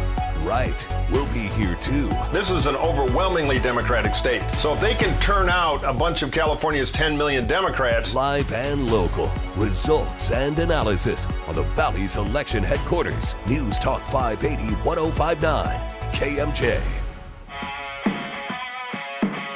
It's the afternoon drive on KMJ. Coming up at 5 o'clock, a look at your headlines with Jim Miller. Your drive home, it's going to be a little more wet than usual. Greg Lane will have the updates, and we'll do the trending topics. Some good news if you are a Google user. They're going to help you clean up some of your information from the World Wide Web. Yeah, this is, frankly, I think this is something that every search engine should eventually institute. The tool from Google is being called Results About You. And the idea is that if you find personal contact information that you don't want public via Google, right in the Google app, you can request the removal of the search result. Yeah, that would contain your phone number, home address, or email. Yeah, that kind of thing. Now, it's not a complete solution. So you're removing it from Google. That doesn't remove it from the website that had it. Yeah, but how many people go to actual websites to look things up? I mean, if you have somebody that is determined to find that information, yeah, of course, but at least this is making it a little harder for the stalker types. It definitely reduces the likelihood of some casual knucklehead getting into it. But you've got to go to there's dozens of websites that have this information. You got to go through and do opt-out requests and all this crap now. However, I think that this is a great first step from Google, and I sincerely hope that we see the other search engines follow through on this. Because apparently there's just never going to be any regulating of this is my information and I don't want it out there, at least from the government. Mm-hmm. The search engine's doing it. I mean, this is the first thing in a while that Google has done that reminds me that once upon a time the company motto was "Don't be evil." Well, interesting that I think more company mottos should just include that just from the start. In all reality, though, do you use anything other than Google? The only other thing I use is Safari because that's on my iPhone.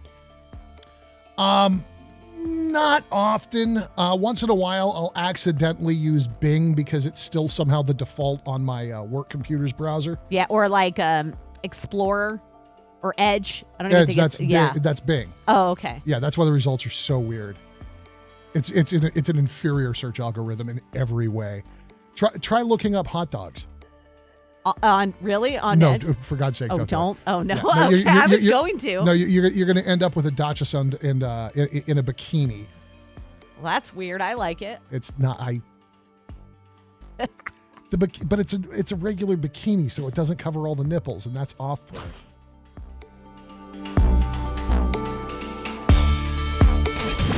Missed part of the show? Get the Afternoon Drive podcast at KMJNow.com or by searching KMJ's Afternoon Drive in Apple Podcasts or Spotify. This is Fresno County District Attorney Lisa Smitkamp. More than ever, we need local elected officials who are willing to take a tough stance against crime in our community. That's why I'm supporting Matt Baskell for Clovis City Council. Matt has a proven record of fighting crime. As police chief in the city of Clovis, Matt Baskell worked closely with my office to help keep Clovis safe. Proven results do matter. That's why I'm encouraging you to vote for Matt Baskell for Clovis City Council. This is retired police chief and candidate for Clovis City Council, Matt Baskell. Clovis is a very special place to live and raise a family, and I want to keep it that way. I've lived here for over 30 years. My wife Joni and I raised our family here, and I want your family to have the same opportunities that we had. Good schools, clean neighborhoods, and safe streets. That is why I am running for Clovis City Council, and I would appreciate your vote. Paid for by Matt Baskell for Clovis City Council 2022. Prepare your senses for everything the 17th Annual Fresno Fall Home Improvement Show has to offer. Sponsored by Balanced Comfort Cooling, Heating, and Plumbing this weekend at the Fresno Fairgrounds. Experience the astonishing sights, the intriguing sounds, the mouth-watering tastes, and the luxurious smells. Stroll through the Tiny House Expo and get a glimpse of what life is like living tiny. Learn from the experts on gardening, flowers, kitchen and bath, landscaping, and more. Indulge yourself in gourmet food, then sample craft spirits from the cocktail corner. Shop a unique collection of beautiful, locally handcrafted products spread throughout the Makers Market. From tiny to traditional, the Fresno Fall Home Improvement Show and Tiny House Expo has something for everyone. Let us inspire you and help improve your home one project at a time. Experience it for yourself at the Fresno Home Show this weekend at the Fresno Fairgrounds. More info at fresnoshows.com. That's fresnoshows.com. Hey everybody, it's Philip Teresi for GetANewBit.com. By now you've heard about investing in crypto and you're probably excited by the reward potential, but maybe you want to know more about how it works before you jump in. Head over to GetANewBit.com. That's GetANewBit.com and do your own research. Learn about a local company changing how crypto makes you money and how businesses can keep more of their profits by accepting a new bit. And yes, you heard that right, a local team building a coin that shares revenue with every holder, saves businesses a boatload on processing fees, and builds on the best technology in the game. Visit GetANewBit.com to start doing your homework. GetANewBit.com. This ad does not constitute financial or professional advice. Consult your professional financial advisor before making any personal decisions or investing. Team Anubit wants to do this right. Every investment carries some risk. Do your diligence. And if you have questions, email the Anubit team. They make it easy. Get started at GetANewBit.com. 'Tis the season to dash for $550,000 cash. Win your share of $42,000 weekly at drawings every Thursday and Friday. It's the Holiday Dash for Cash giveaway now through December 23rd. Only at Chukchansi Gold Resort and Casino. Celebrating a century of broadcasting. News Talk 580 AM, 105.9 FM, KMJ, Fresno, a Cumulus Media station. It's 5 o'clock in Fresno. I'm Joe Miller in the KMJ News Center. Officials identifying the victim of a deadly shooting at a Halloween party in Fresno. Angel Zuniga was killed after a fight escalates near East Hedges and DeWolf Avenues on Saturday. The 19-year-old, the only victim among nearly 200 partygoers. No arrests have been made in the case. Investigators asking guests to share any pictures or videos from the party to help aid that investigation. Anger from the families of the 17 people killed in the 2018 Parkland, Florida school shootings as the convicted shooter's sentencing hearing continued. ABC's Brian Clark has more. The grandmother of Alyssa Al-Hadef, one of the 17 people killed in the 2018 shooting, told the shooter she's too old to see him serve out his life sentence, but I hope your ever-breathing moment here on earth is miserable, and you repent for your sins, Nicholas, and burn in hell. Cruz will serve life without parole after a jury did not sentence him to death. Victim's father, Max Schachter, asked how the jury could listen to testimony and say this is not the worst of the worst. He said Cruz does not deserve to live amongst us. Brian Clark, ABC News. Police searching for a suspect who stabbed a man in central Fresno. The victim in his wheelchair when the suspect stabbed him multiple times. He's expected to survive. Police said the victim and suspect got into some sort of confrontation before the stabbing. It is unclear if they knew each other. Anyone with information urged to contact the Fresno Police Department. Concerns resurface about a possible rail strike in our nation and the impact on farmers. KMJ Ag Director Don York reports. The ag industry depends heavily on using the railroads to move product, but another railroad workers union voted against the rail settlement, which was drawn up in September. As a result, More than 300 trade associations covering local, state, and national level groups wrote to the White House asking for intervention to keep railroads running. So far, 2 unions have rejected the agreement, and the groups are concerned that others may follow. The Brotherhood of Railroad Signalmen is the latest union to vote against ratifying the agreement, with 60% of its members voting no, which centers around the issue of employee sick time. The trade groups say if more unions vote no, a strike could shut down the entire rail system. John York, KMJ News. Now the forecast from Fox 26's Justin Willis. Temperature-wise, mid to upper 60s across the valley with overnight lows in the 40s, near freezing tonight in the mountains. As far as the rain, likely going into Thursday morning, about 1/4 of an inch total expected in the North Valley, about 1/3 in the Fresno area, and about 1/4 inch in the South Valley. Winter storm warning for the High Sierra with snow totals expected from 3 to 8 inches starting at 5,000 feet. For KMJ from the Fox 26 Weather Center, I'm Justin Willis. With news on the hour, all the half, and when it breaks, and always streaming at KMJNow.com. I'm Jim Miller for News Talk 580, 105.9 KMJ. Thanks, Jim. In Fresno, East Central Avenue is South Locan. We have an injury accident being reported. On South Elm Avenue at East North, got a collision with possible injuries. And then West Shields at Pope, a hit-and-run non-injury accident. Madera, northbound 99 at Avenue 12, they're dealing with a non-injury accident there. Another one is in Chowchilla on northbound 99 at the westbound 152 connector, non-injury accident. And in Coalinga, State Route 33, north of 198, got an injury accident at that location. Next update, 517. This is Greg Lane with KMJ Traffic.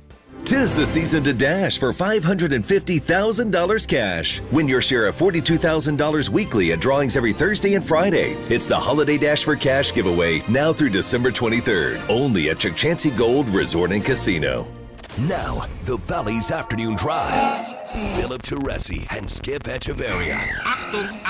From AM Radio 580 to the internet, KMJNow.com. From Warren G. Harding to Let's Go Brandon. From 2 p.m. to 6 p.m. It's the Afternoon Drive with Philip and Skip. 100 years of KMJ. News, talk, radio.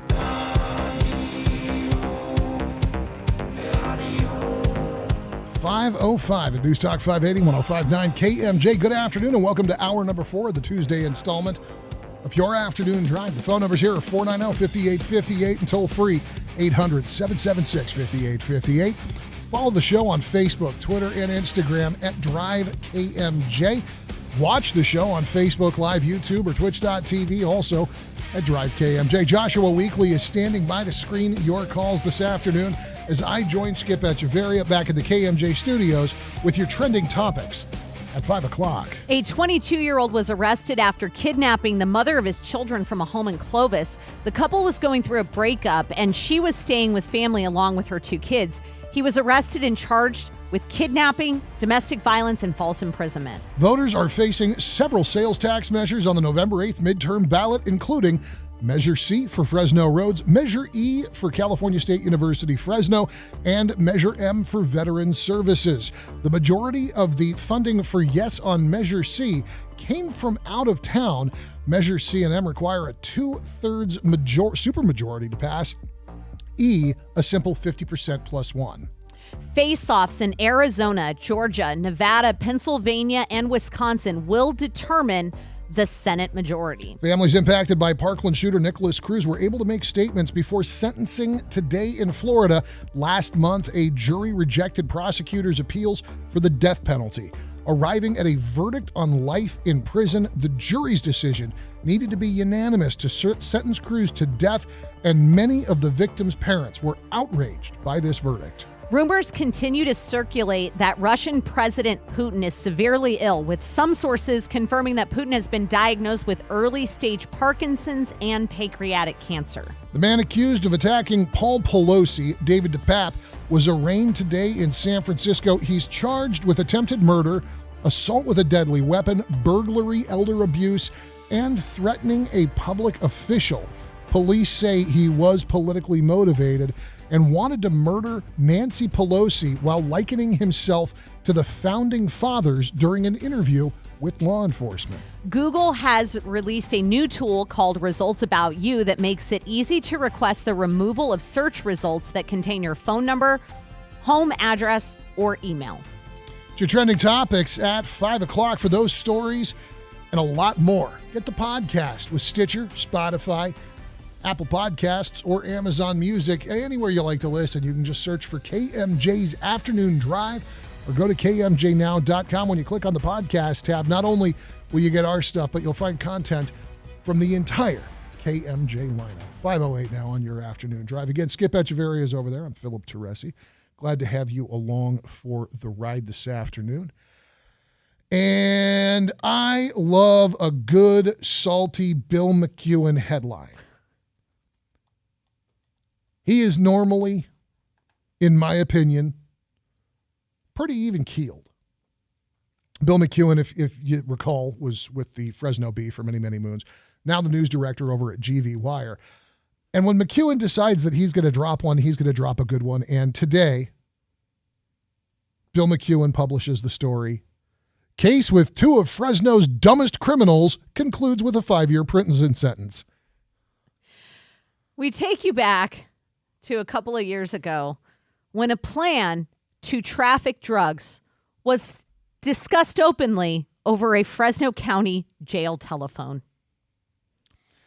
Yeah. According to court documents, investigators uncovered the conspiracy by listening to their recorded jail telephone calls.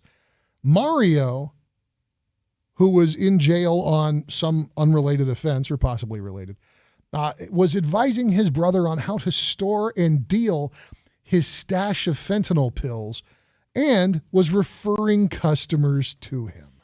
So as a result, federal agents searched Isaiah Garcia's residence and lo and behold found 1,200 fentanyl pills inside of his bedroom. Homeland Security, the DEA, Fresno PD, and the Fresno County Sheriff's Office teamed up on the probe. Assistant U.S. Attorney Justin Giglio was the prosecutor. When you get this case, because you never know, from day to day, cases come in, things get resolved, and the next one gets added to the pile. By the way, Mario got 12 and a half years, and Isaiah got 5 years. You sit down. You got your new cases. Your pile has come in for the week, and you sit down and you start flipping through. And as an assistant U.S. attorney, he's seeing all kinds of stuff, nightmare fuel. And then you get to this.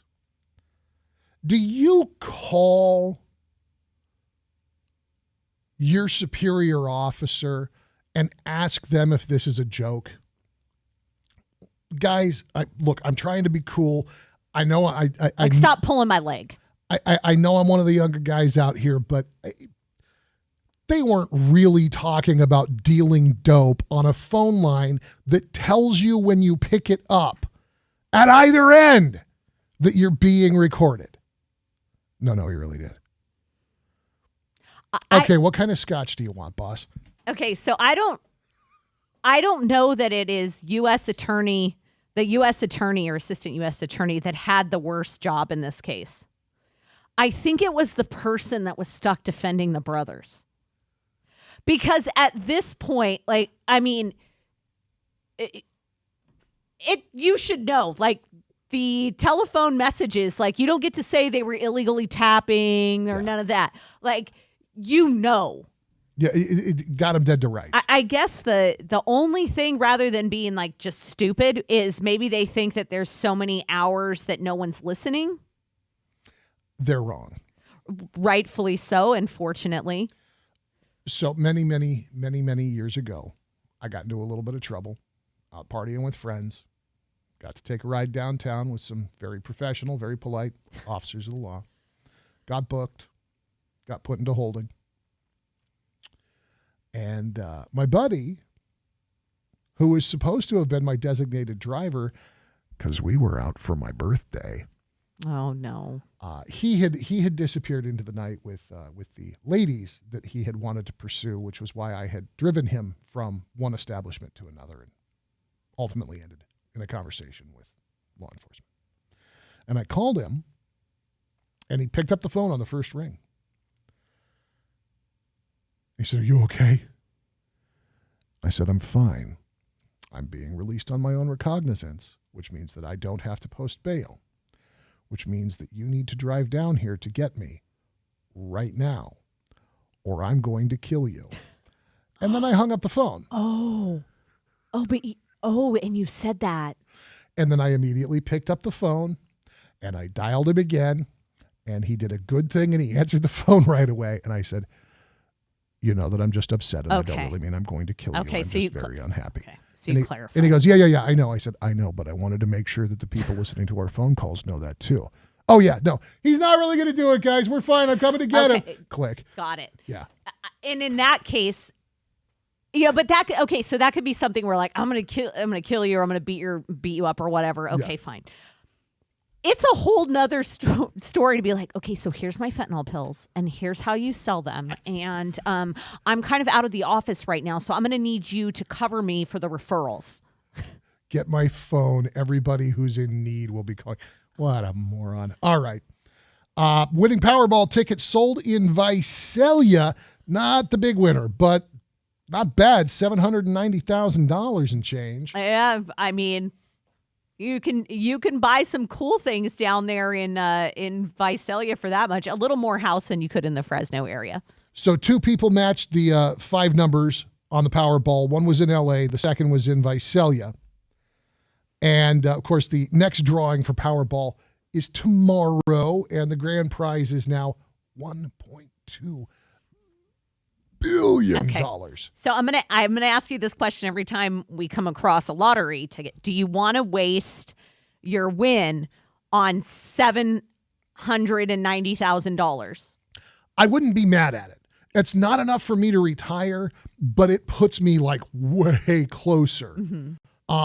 And I like my job, so I don't mind continuing to come to work. But like that takes care of any financial concerns that I've got, besides simply checking boxes for another 10 years. So without feeling like you have to give money away because you're not a millionaire. Yeah, I win a jackpot like that. There's a couple of people close to me that like, we're going to go have a nice steak dinner.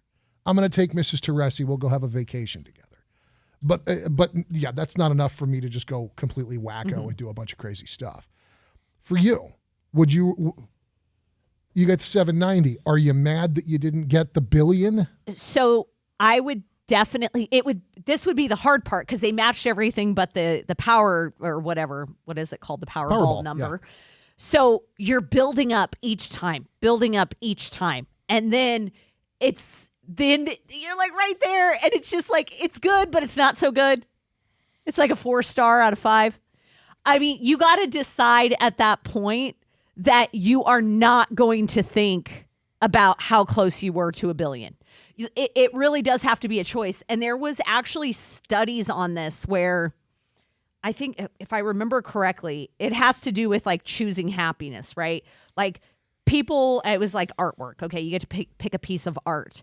And one half of the group, they were like, here's your piece of art, cool, done. And the other half of the group gets told something like, well, you could have picked something else. Do you want to change it? And the people that had another option were less happy than the people who just said, I got what I got.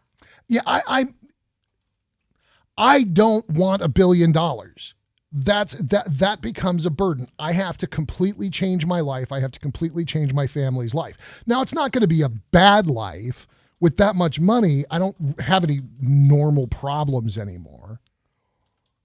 But I've got to walk away from my life. I've said it before. I want just a good old-fashioned $7 million Super Lotto Plus level 1 jackpot. That's perfect because it gives me enough largesse to go do a couple of really cool things for a couple of charities that matter to me.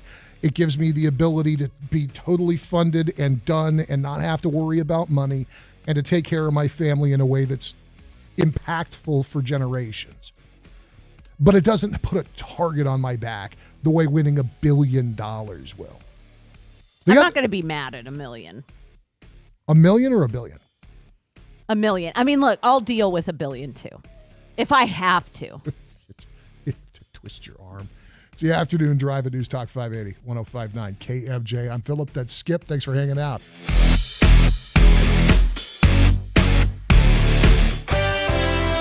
In Fresno and Clovis and all areas around, it is raining right now. Roads are going to be slippery in some areas, so watch your speed and make sure you don't tailgate.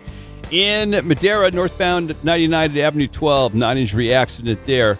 We head to Chowchilla, northbound 99 at the westbound 152 connector. Right there at the connector is a non-injury accident. In Coalinga, State Route 33, just north of northbound I-5, got an injury accident there. And finally, in Porterville, Main Street on-ramp to westbound 190, got a collision with unknown injuries. And this just popped in, so let me get to this. Southbound 99 at Betty Drive, got a collision, unknown injuries. Next update, 5:33. I'm Greg Lane with KMJ Traffic.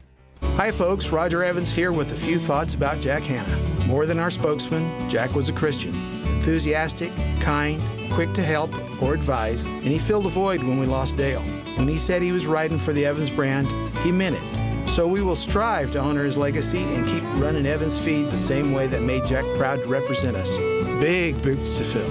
Pretty sure he and Dale are singing the jingle together right now. This is Roger Evans for all of us at Evans Feed in Madera, Chowchilla, and Porterville. Rudy Salas received $80,000 in free trips and gifts. One trip was tied to the Chinese Communist Party, financed by a group trying to influence politicians like Salas. Who's Salas working for? David Valadeo is pro-America. Valadeo pushed to stop China from buying American oil reserves. David Valadeo fighting to cut gas prices. Paid for by Congressional Leadership Fund and not authorized by any candidate or candidates committee. www.congressionalleadershipfund.org. Congressional Leadership Fund is responsible for the content of this advertising. Your local radio stations are here for you. No subscriptions or monthly fees necessary. We're here to give you the news, weather, and traffic you need and the music you love. But if the foreign-owned record labels get their way, it could stop the music. They want Congress to force radio stations to pay them more money, simply to play their music. Don't let radio go silent. Text LOCAL to 52886 and tell Congress to protect local radio stations. This message furnished by the National Association of Broadcasters. Hi, I'm Capri, and the little thing I love about the Chick-fil-A Grilled Spicy Deluxe is the chicken. They actually put it on the grill, cooked it in the sauce. It's definitely a good grilled spicy sandwich. Hey, I'm Michelle, and a little thing I love about the Chick-fil-A Grilled Spicy Deluxe is it's spicy and it's full of flavor. When you pair that with the Kale Crunch Salad, it's just good. Order a grilled spicy deluxe sandwich on the Chick-fil-A app today. Available for a limited time. Real guests paid for their testimonials. I always wanted to learn Spanish, but I never thought I'd have the time. Then I discovered Babbel. Babbel's lessons are fun. They only take like 10 or 15 minutes, and in 3 weeks, presto, you're speaking another language, like magic. I love that Babbel's lessons aren't just robots talking. They're voiced by native speakers, so you get the pronunciation just right. If you want to learn a language, there's no faster, easier, better way than Babbel. Babbel. Babbel. Go to Babbel.com to try for free. That's BABBEL.com. Babbel.com. Inflation goes up. Do you feel like you need to refinance your car to fill up the gas tank? What if 2 years ago, someone offered to sell you a lifetime supply of gas at $2.75 a gallon, but you told them no? Today, you would be kicking yourself. Right now, Planet Solar has that same offer for you on your electric bill. As inflation goes up, so does your utility bill. Lock in your energy prices today with a new Planet Solar system. Planet Solar is locally owned and operated in Clovis. They're big enough to offer you all the best brands and in-house financing, but small enough to give you the personal service you deserve. Call Planet Solar to find out how to lock in your electricity costs today. You'll be glad you did. Call them at 559-228-9245 or find them on the web at planetsolar.com. That's 228-9245 or planetsolar.com. License number 938313. In 1893, the citizens of Madera voted to break away from Fresno County. Now the Fresno politicians want to Fresno our Madera. There is one person that can stop the Fresno politicians. That person, Andy Wheeler. Andy Wheeler's lived in District 1 for over 24 years where he raised his family. And he's a financial advisor, so when it comes to budgets, there's no one better to watch over our tax dollars. He's a school board member and used real science to get our kids back in school. Andy's experience has earned him the endorsements of every Madera County public safety organization, including our own Madera County Sheriff, Tyson Pogue. Sheriff Pogue says, I'm supporting Andy Wheeler for supervisor in District 1. His professionalism and dedication to the community is second to none. Join Sheriff Pogue, the Madera Deputy Sheriff's Association, the Madera Police Officers Association, and the Madera County Firefighters Local 2881, and vote for Andy Wheeler for supervisor. Paid for by Andy Wheeler for Madera County Supervisor, District 1, 2022. When I got here, there was no homeless strategy, no plan, no resources of any merit. Today, there's $15.3 billion. There's a real strategy, real plan, and there's accountability for the first time. Midterm election coverage and analysis on KMJ. Now, more with Philip and Skip. It's the afternoon drive. If you miss any part of the show, you can check out the podcast at kmjnow.com. It's the day after Halloween, so we'll tell you in a moment what to do with that pumpkin that might be sitting on your front porch. But first, a throwback in time. Carve out a chimney. What? Blockbuster. Remember the good old days where on Friday you'd go and you would fingers crossed they still had the copy of the latest release you wanted? Everything old is new again. Proof positive, and now there's a new hot take on Blockbuster Video. So there is still one functional operating Blockbuster store in Bend, Oregon, and I think it's an Airbnb now. Well, it's been rented out as one, but it's actually a working Blockbuster. I would stay in the Airbnb there, by the way. I don't know. The big display windows throw me off. I don't want people watching me while I sleep. That's creepy. But the guys who did the Golden Girls pop-up restaurant, Bucket Listers, got an agreement from the folks who now owned the Blockbuster brand to do a pop-up speakeasy. So they're going to rent out unused retail space and recreate Blockbuster Video, but with booze. Yeah, just in time for all of these celebrations. One of the biggest drinking holidays is Thanksgiving, or the day before Thanksgiving when everybody comes back to town. So this is going to be launching on November 19th, and you'll have opportunities to quote, recreate every memory of choosing a movie, pre-streaming, while also mixing a full bar that serves up delicious cocktails and mocktails. Okay. You get a membership card. Oh, man. I've still got my dad's Blockbuster card. Do you? Oh, that's awesome. So they've got, these cocktails are just, I can already feel the diabetes flaring up. When you want to check out with your selection, they're actually putting the cocktails on the back of the video cassette cases. So that's how you order. So you go to checkout and they've got stuff like Gusher or Yoo-Hoo based cocktails. Zima.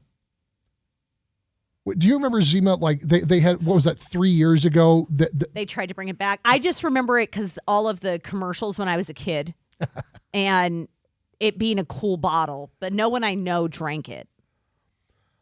I had a circle of friends who very mistakenly believed that because it was clear and didn't taste like booze, that you couldn't get into trouble because it was undetectable, which was like, okay, morons. That's how it's nothing like a bunch of 17-year-olds waxing philosophical about their sub-honors chemistry knowledge. They've got vodka and Tab. Is Tab even in production anymore? Not that I know of. I do remember Crystal Clear Pepsi. That was another one they brought back for 10 minutes like 5 years ago. And then Orbitz, that was the one with the little, what do they call it? It was like pre-boba. Yeah, it was a soda with boba balls in it. Something like that, yeah. My brother loved that stuff. My brother would get those stupid things. Oh, the texture of those little boba see, we have balls we have boba fans in our house. Now, not just food, not just drinks, now you have food. They're going to offer menus that include a grown-up Lunchable, which, by the way, is just charcuterie boards. That's what I want to know if you go in and you order a grown-up Lunchable, are they going to give you a plastic segregated tray with an orange cardboard cover, or are you just ordering a charcuterie board with a cheeky name? I am convinced that charcuterie boards are the result of raising a generation on Lunchables. Okay. They've got the Blockbuster Burger. Please rewind truffle fries. New release flatbread and dips. Some of these names are dumb. Well, yeah. The late fee risotto Parmesan cheese balls. Okay, now the Dunkaroo ice cream sundae I can get behind because I do remember Dunkaroos, which were just cookies and sauce that you dipped. Again, going back to playing with your food like Lunchables. Is that because parents that's what we had to keep ourselves busy? We didn't have cell phones and stuff, but we had food you had to put together. Well, you got to remember, this was all like pre-pandemic, so nobody cared if you stuck your fingers in your. Because what was Dunkaroos? It was like graham crackers and Nutella, right? Yeah, or like frosting. Okay. Yeah, I mean it was straight sugar on sugar. That was one that I missed. Somehow I fell right between the what were they called? The dipping sticks that was like a fun sticks. Fun dip. I missed both of those on both sides, and I'm good with it. Really? Yeah. We had both. That's because I had siblings that were born from 67 to 85. So you had like the spectrum. The whole spectrum. Movie style popcorn, which is fine. I'm not paying $10 for popcorn. I don't care how cute your restaurant is. Tableside toast your own s'mores. This has become a thing. I mean, I'm a fan. It's kind of a throwback to The Sandlot. I'm good with people around a campfire making s'mores. I'm good with people doing whatever they want in the privacy of their own home. I am not good with some overserved millennial playing with fire next to my table. But have you ever gone to Korean barbecue? No. You literally cook your food at Korean barbecue. I've never done it. Oh, okay. Well, so it's out there. But yeah, I don't know about... I'm still on the fence about whether or not it's necessary for teppanyaki to involve cooking in front of everybody. Oh, man. See, I thought you'd have fun with that. I love the food. You don't want to see the food. You don't want the experience. Just bring me a plate. You don't want the jokes. The best part is the jokes and the volcano. It's a show.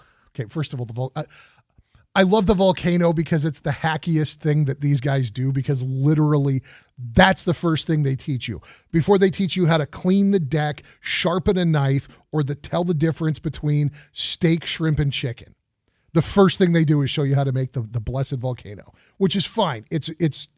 It is the bit.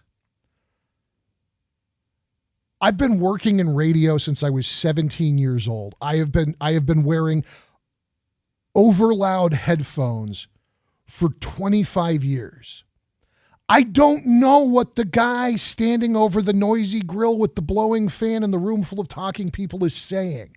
I'm sure that they're charming and wonderful, but I can't hear them. So when they look at me and wait for an answer or a laugh at a punchline, I feel bad because I know you're talking and I cannot hear you.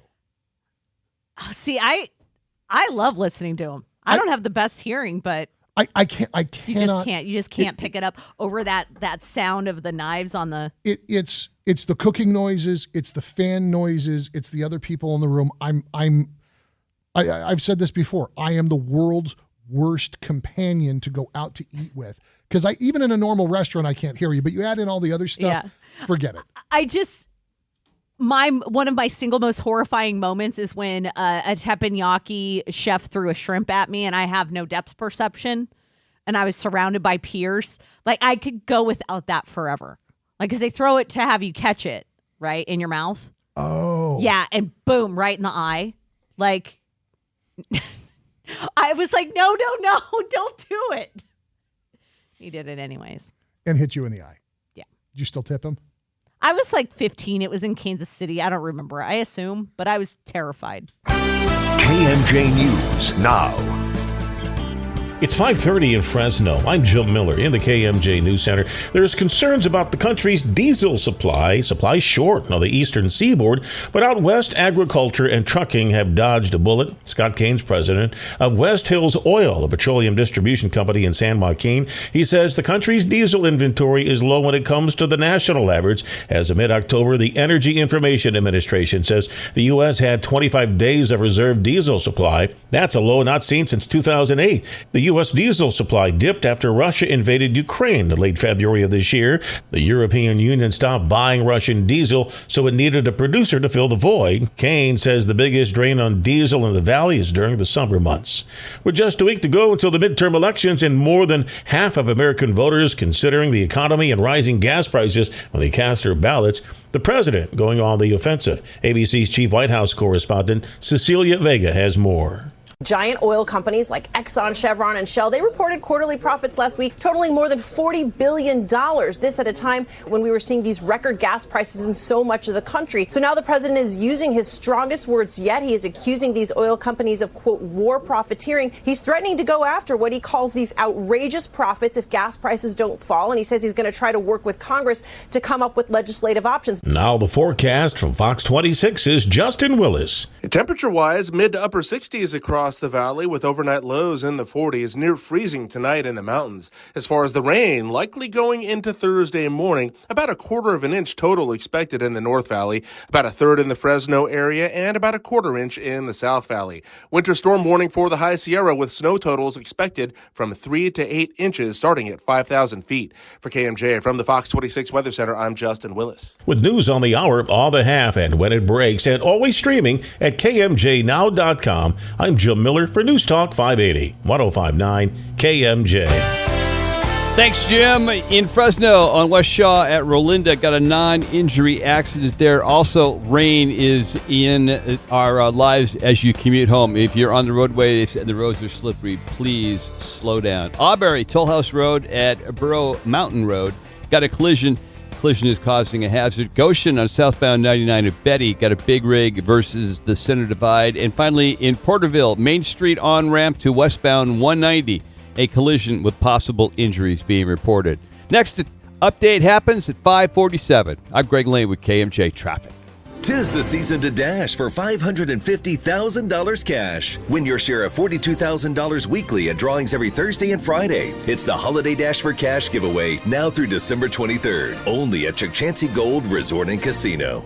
Rudy Salas received $80,000 in free trips and gifts. One trip was tied to the Chinese Communist Party, financed by a group trying to influence politicians like Salas. Who's Salas working for? David Valadeo is pro-America. Valadeo pushed to stop China from buying American oil reserves. David Valadeo fighting to cut gas prices. Paid for by Congressional Leadership Fund and not authorized by any candidate or candidates committee. www.congressionalleadershipfund.org. Congressional Leadership Fund is responsible for the content of this advertising. Oh, don't you know? Just a few teaspoons of your O-negative blood can save the lives of premature babies and your family or friends. Find out if you're O-negative by donating now at the Central California Blood Center. Go to donateblood.org.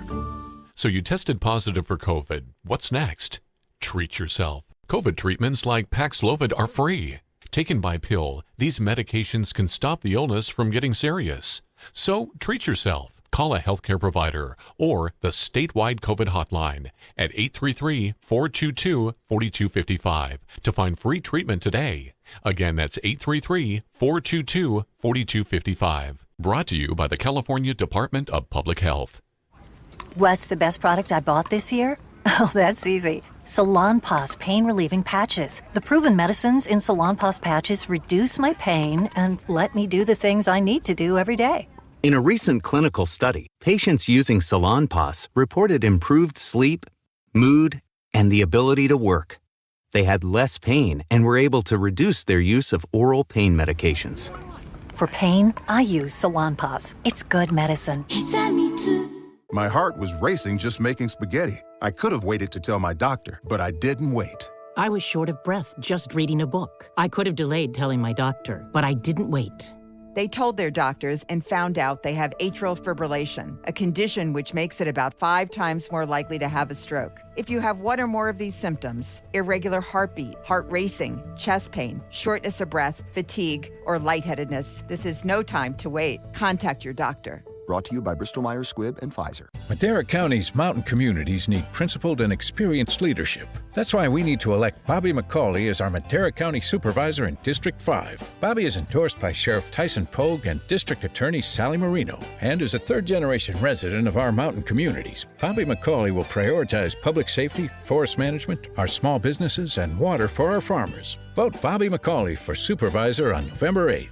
Paid for by the Friends of Robert McCauley for Supervisor 2022. Oh, now you know. The Central California Blood Center needs not just O-negative blood, but all blood, even if you don't know your type. Every single donation has the potential of saving multiple lives, including family and friends. Go to donateblood.org now. You know, it's true. Difficult times have a way of focusing us. We have to think about what matters most when it comes to our spending, our health care. No doubt. This is why so many people are joining Medishare right now.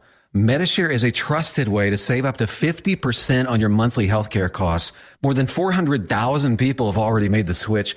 It's pretty obvious why, too, especially now during this challenging season with healthcare costs and out-of-pocket expenses going up. Medishare can save you a lot of money. The typical family saves $500 a month. And Medishare is a Christian healthcare sharing ministry that's worked beautifully for 27 years. There are different options to choose from to fit your budget. I'll give you the number here in a second. And if you call, you can get a price within 2 minutes. Maybe now is the perfect time to make the switch and start saving. Here you go. Call 877-26-BIBLE. That's 877-26-BIBLE. 877-26-BIBLE. It's the afternoon drive with Philip and Skip on News Talk 580 and 105.9 KMJ. I try to find news outlets that aren't too biased. 100 years of KMJ. Now more with Skip and Philip. Rolling through hour 4 of the program. Philip Teresi, Skip Echeverria. Your calls, last call for your calls, 490-5858 or 800-776-5858 as we play one of our favorite games. Is it racist? Pulse oximeters. Are they racist? The FDA is now meeting a panel convened to talk about racial disparities in pulse oximeters. Skip, what's a pulse oximeter? So these are those little devices you snap on your finger, and they were widely used in hospitals, but we really saw a jump in this during COVID because one of the signs of severe COVID infection was having low blood oxygen levels. Exactly right. If you've been to a doctor in the last 5 years, you've had it clipped on your fingertip. Mm-hmm. And several recent studies have raised concerns that a person's melanin level, the pigmentation in their skin, can throw off the readings. In fact, the FDA issued a warning back in 2021 about possible inaccuracies after a study found that the devices tend to overestimate Black patients' oxygen levels. Michael Sojing, he's a pulmonologist from the University of Michigan, led the study. He said the fact that such a commonly used device could have any discrepancy at all was shocking to me. I make a lot of medical decisions based on this device. So the FDA has convened a panel of experts. They're going to conduct a discussion about ongoing concerns with the device. And they do recognize that the racial disparities in the device can create problems and need to be addressed for health importance. Yeah. Especially when you're talking about historically underserved communities within the medical field. So very, very basically, when you put the device on your finger, it sends 2 wavelengths of light into the skin. By measuring how much of that light is absorbed, the pulse oximeter estimates how much oxygen is flowing through the blood. So enter the problem. Melanin, which is the natural pigment responsible for skin tone, also absorbs light. And if the devices aren't built with melanin in mind, the extra absorption can throw off readings. So, first of all,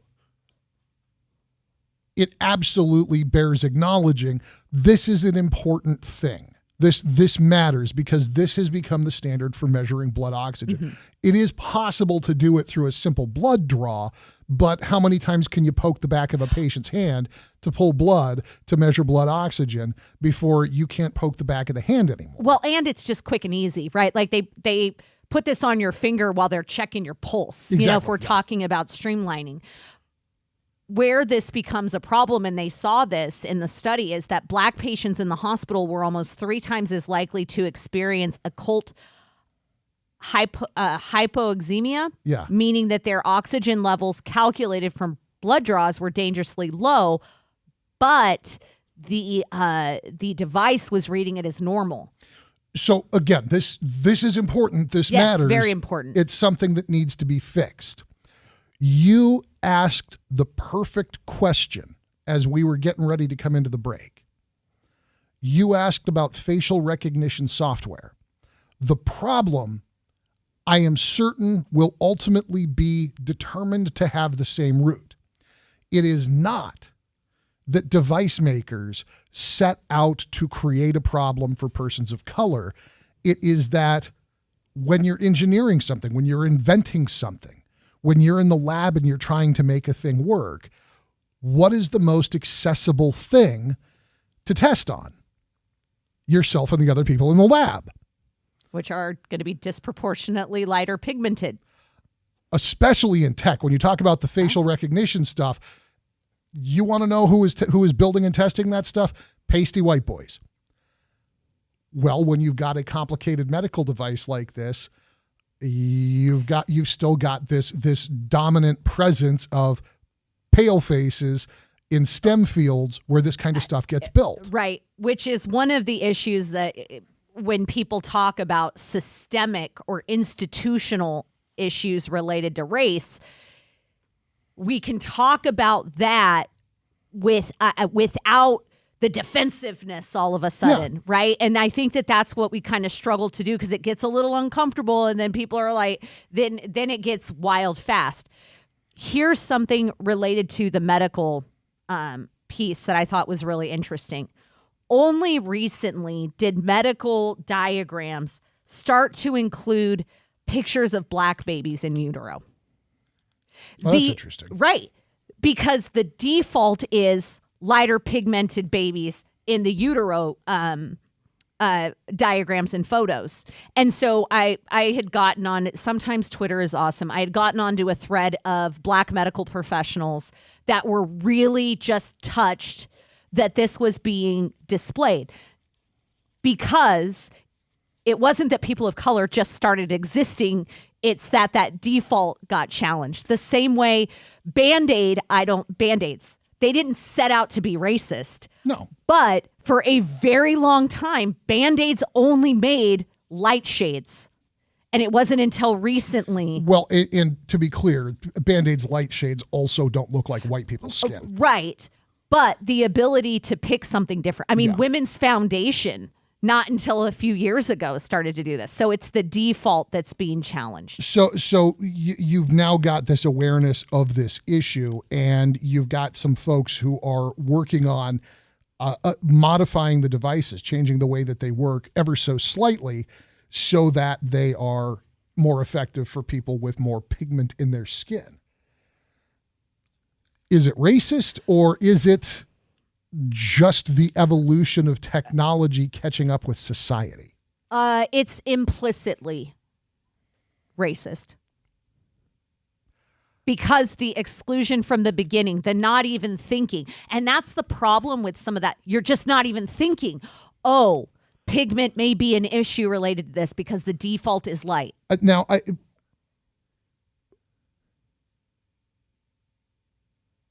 I disagree with the word racist in this context. I understand what you're saying, And I don't even think that it's a matter of, well, we designed this to work with white people because that's the only thing we ever see. It's because that's who we had to test the device on when we were in phase 1, and that's who was in the room, so that's what we calibrated against.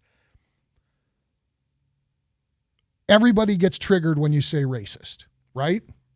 I mean, they did. Well, I mean, yeah, but also, like, I think that some of that is because it's like, I don't like that word, I'm not racist. Like, Yeah, just well, chill. But, like, just chill out. Like, you can, the system, like, Black people didn't just start showing up in hospitals. Like, they've been here the whole time. Like, they weren't taken into account because they weren't in the rooms in the development because maybe they weren't a part of the process before that. Yes. Is there a way to adjust the vernacular to get the point across without having people freak out and wonder why Philips or whoever's building these devices was run by a bunch of fascists? I just believe that we are strong enough to be able to sit with that word and not be triggered. But if we need to come up with something that's a little less feelings, I mean, we can come up with that. I don't know what the word is. I think that I can get used to the word being used in the context that you're using it without the implication of intentional wrongdoing. But racism, in my mind, in the broad and accepted use, carries with it the implication of intentional wrongdoing. I think the more that people sit with their internalized stuff about it, the more comfortable that they can go, oh, yeah, that is a little bit. Okay. But so everyone's a little bit racist and some medical devices. It's Avenue Q. Like, I mean, really, if we just all played that to the point where you were singing in your head, I think we could move past so many things. How long do you think that it takes for the folks who now have got a seat at the table who are interested in fixing this? How long do you think it takes for them to fix it? And do you think that it's anything more complicated than just adjusting wavelengths? I think it's just we did that. Let's adjust the wavelengths. It doesn't have to be hard and huge. Like, just fix it. You know, they still haven't fixed facial recognition, though.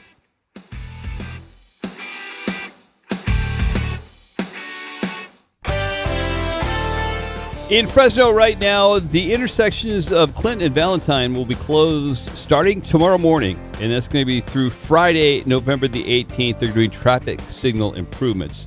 Now, westbound Clinton traffic is going to detour to Marks Avenue, while eastbound Clinton will detour using Brawley. And drivers accessing the Tilley Elementary School are encouraged to utilize McKinley Avenue to access Valentine Avenue and should expect some delays in and around the school area because of these improvements. Also on the roadways right now, West Shaw at Rolinda got a non-injury accident there. Auberry on Toll House Road at Burrow Mountain Road, a collision, and the collision is causing a hazard. Goshen, southbound 99 at Betty Drive, Big Rig versus Center Divide. And finally in Tipton on southbound 99 at Avenue 152, got an injury accident just now being reported. Watch your speeds, watch your distance, and be careful out in the roadways. I'm Greg Lane with KMJ Traffic. 'Tis the season to dash for $550,000 cash. Win your share of $42,000 weekly at drawings every Thursday and Friday. It's the Holiday Dash for Cash giveaway now through December 23rd. Only at Chukchansi Gold Resort and Casino. Terms and conditions posted at textplan.us. Texting enrolls for recurring automated marketing messages. Message and data rates may apply. Reply stop to opt out. Terms and conditions apply. Visit ISSA online for details. Hey, how'd you like to get paid to work out? Yes, I said get paid to work out. Now you can with ISSA, the global leader in personal fitness certification. If you're interested in a money-making career in fitness as a personal trainer, now is your time because ISSA is guaranteeing you will get a job. That's right. There's a huge demand for certified personal trainers right now. So once you get ISSA certified, they guarantee you will get a job. Just text FORM to 323232 now to get started for free. You do everything at your own pace and 100% online. Live your life on your terms. Get certified and train like you want. Full-time, at a gym, at home, or as a side hustle. Whatever works for you. Don't wait another day to start your career in fitness. Get certified and start making money fast. Guaranteed. Just text FORM to 323232 right now to get started with your ISSA certification for free. Text the word FORM to 323232. Esmeralda Soria knows we need to get tougher and smarter to stop crime and keep our communities safe. That's why Soria secured $2 billion for local law enforcement, and it's why she's running for the assembly. Soria will ensure violent criminals serve their full sentences. and she'll fund anti-gang and school-based job training programs to tackle crime before it starts. Her opponent, Mark Pazin, failed to keep us safe. As sheriff, his botched investigation set an accused double murderer free, and his reckless parole policy released a convicted sex offender, showing just how little he cared. Pazin quit his job as sheriff to take a cushy Sacramento political gig, just as murders in Merced County were skyrocketing. If you want someone who will never quit on keeping our families and communities safe, vote Esmeralda Soria for Assembly. This ad paid for by the California Democratic Party and authorized by Soria for Assembly. 24/7 Pet Vets has set the standard for emergency pet care around the clock in California since 1975. They've never closed their doors, not once, through remodeling, earthquakes, 9/11, the pandemic. 24/7 Pet Vets has never closed their doors since 1975. Can you imagine how many furry family members have been saved by the devoted veterinarians and vet techs in the last 46 years at 24/7 Pet Vets? And they always stay ahead of the game, spending what they have to purchase the latest life-saving equipment so they can go on for the next 46 years. 24/7 Pet Vets, 6 minutes from anywhere. Take 41 to McKinley and then head west to Fresno Street by about a block. You'll see it with no problem. And remember, they're open 24 hours a day. 24/7 Pet Vets. You need them. 'Tis the season to dash for $550,000 cash. Win your share of $42,000 weekly at drawings every Thursday and Friday. It's the Holiday Dash for Cash giveaway now through December 23rd. Only at Chukchansi Gold Resort and Casino. KMJ, radio, streaming, social, smart speakers, on demand, online, anytime. You're always connected with KMJ. KMJ. Everything that happens in Fresno's got to run the gauntlet at KMJ. It is such a blessing for you all to have what you have. It's been 100 years of communicating with your community. There's nothing like that for 1,000 miles. And so ends our broadcast day. It's the afternoon drive coming to a close. If you missed any part of it, you can go to kmjnow.com or drivekmj.com and get the podcast. Totally had a dumb moment here. You could go to either one. Yeah, actually. yeah. So find those there. But hey, if you have pumpkins sitting on your front porch and, Halloween happened and you don't want to keep the full-size pumpkins through Thanksgiving, which is totally my plan because it's still festive. But did you carve them? No, I didn't. Oh, well, then yours will be fine. Yeah. But if you did carve them, you don't have to just throw them away. There's some options. Oh, is there? Yes. Thanks to KTLA for this one. You can consider composting it in the garden, donating it to a community garden so they can do that. Maybe even the zoo, or throw it in your backyard and let the possums get it.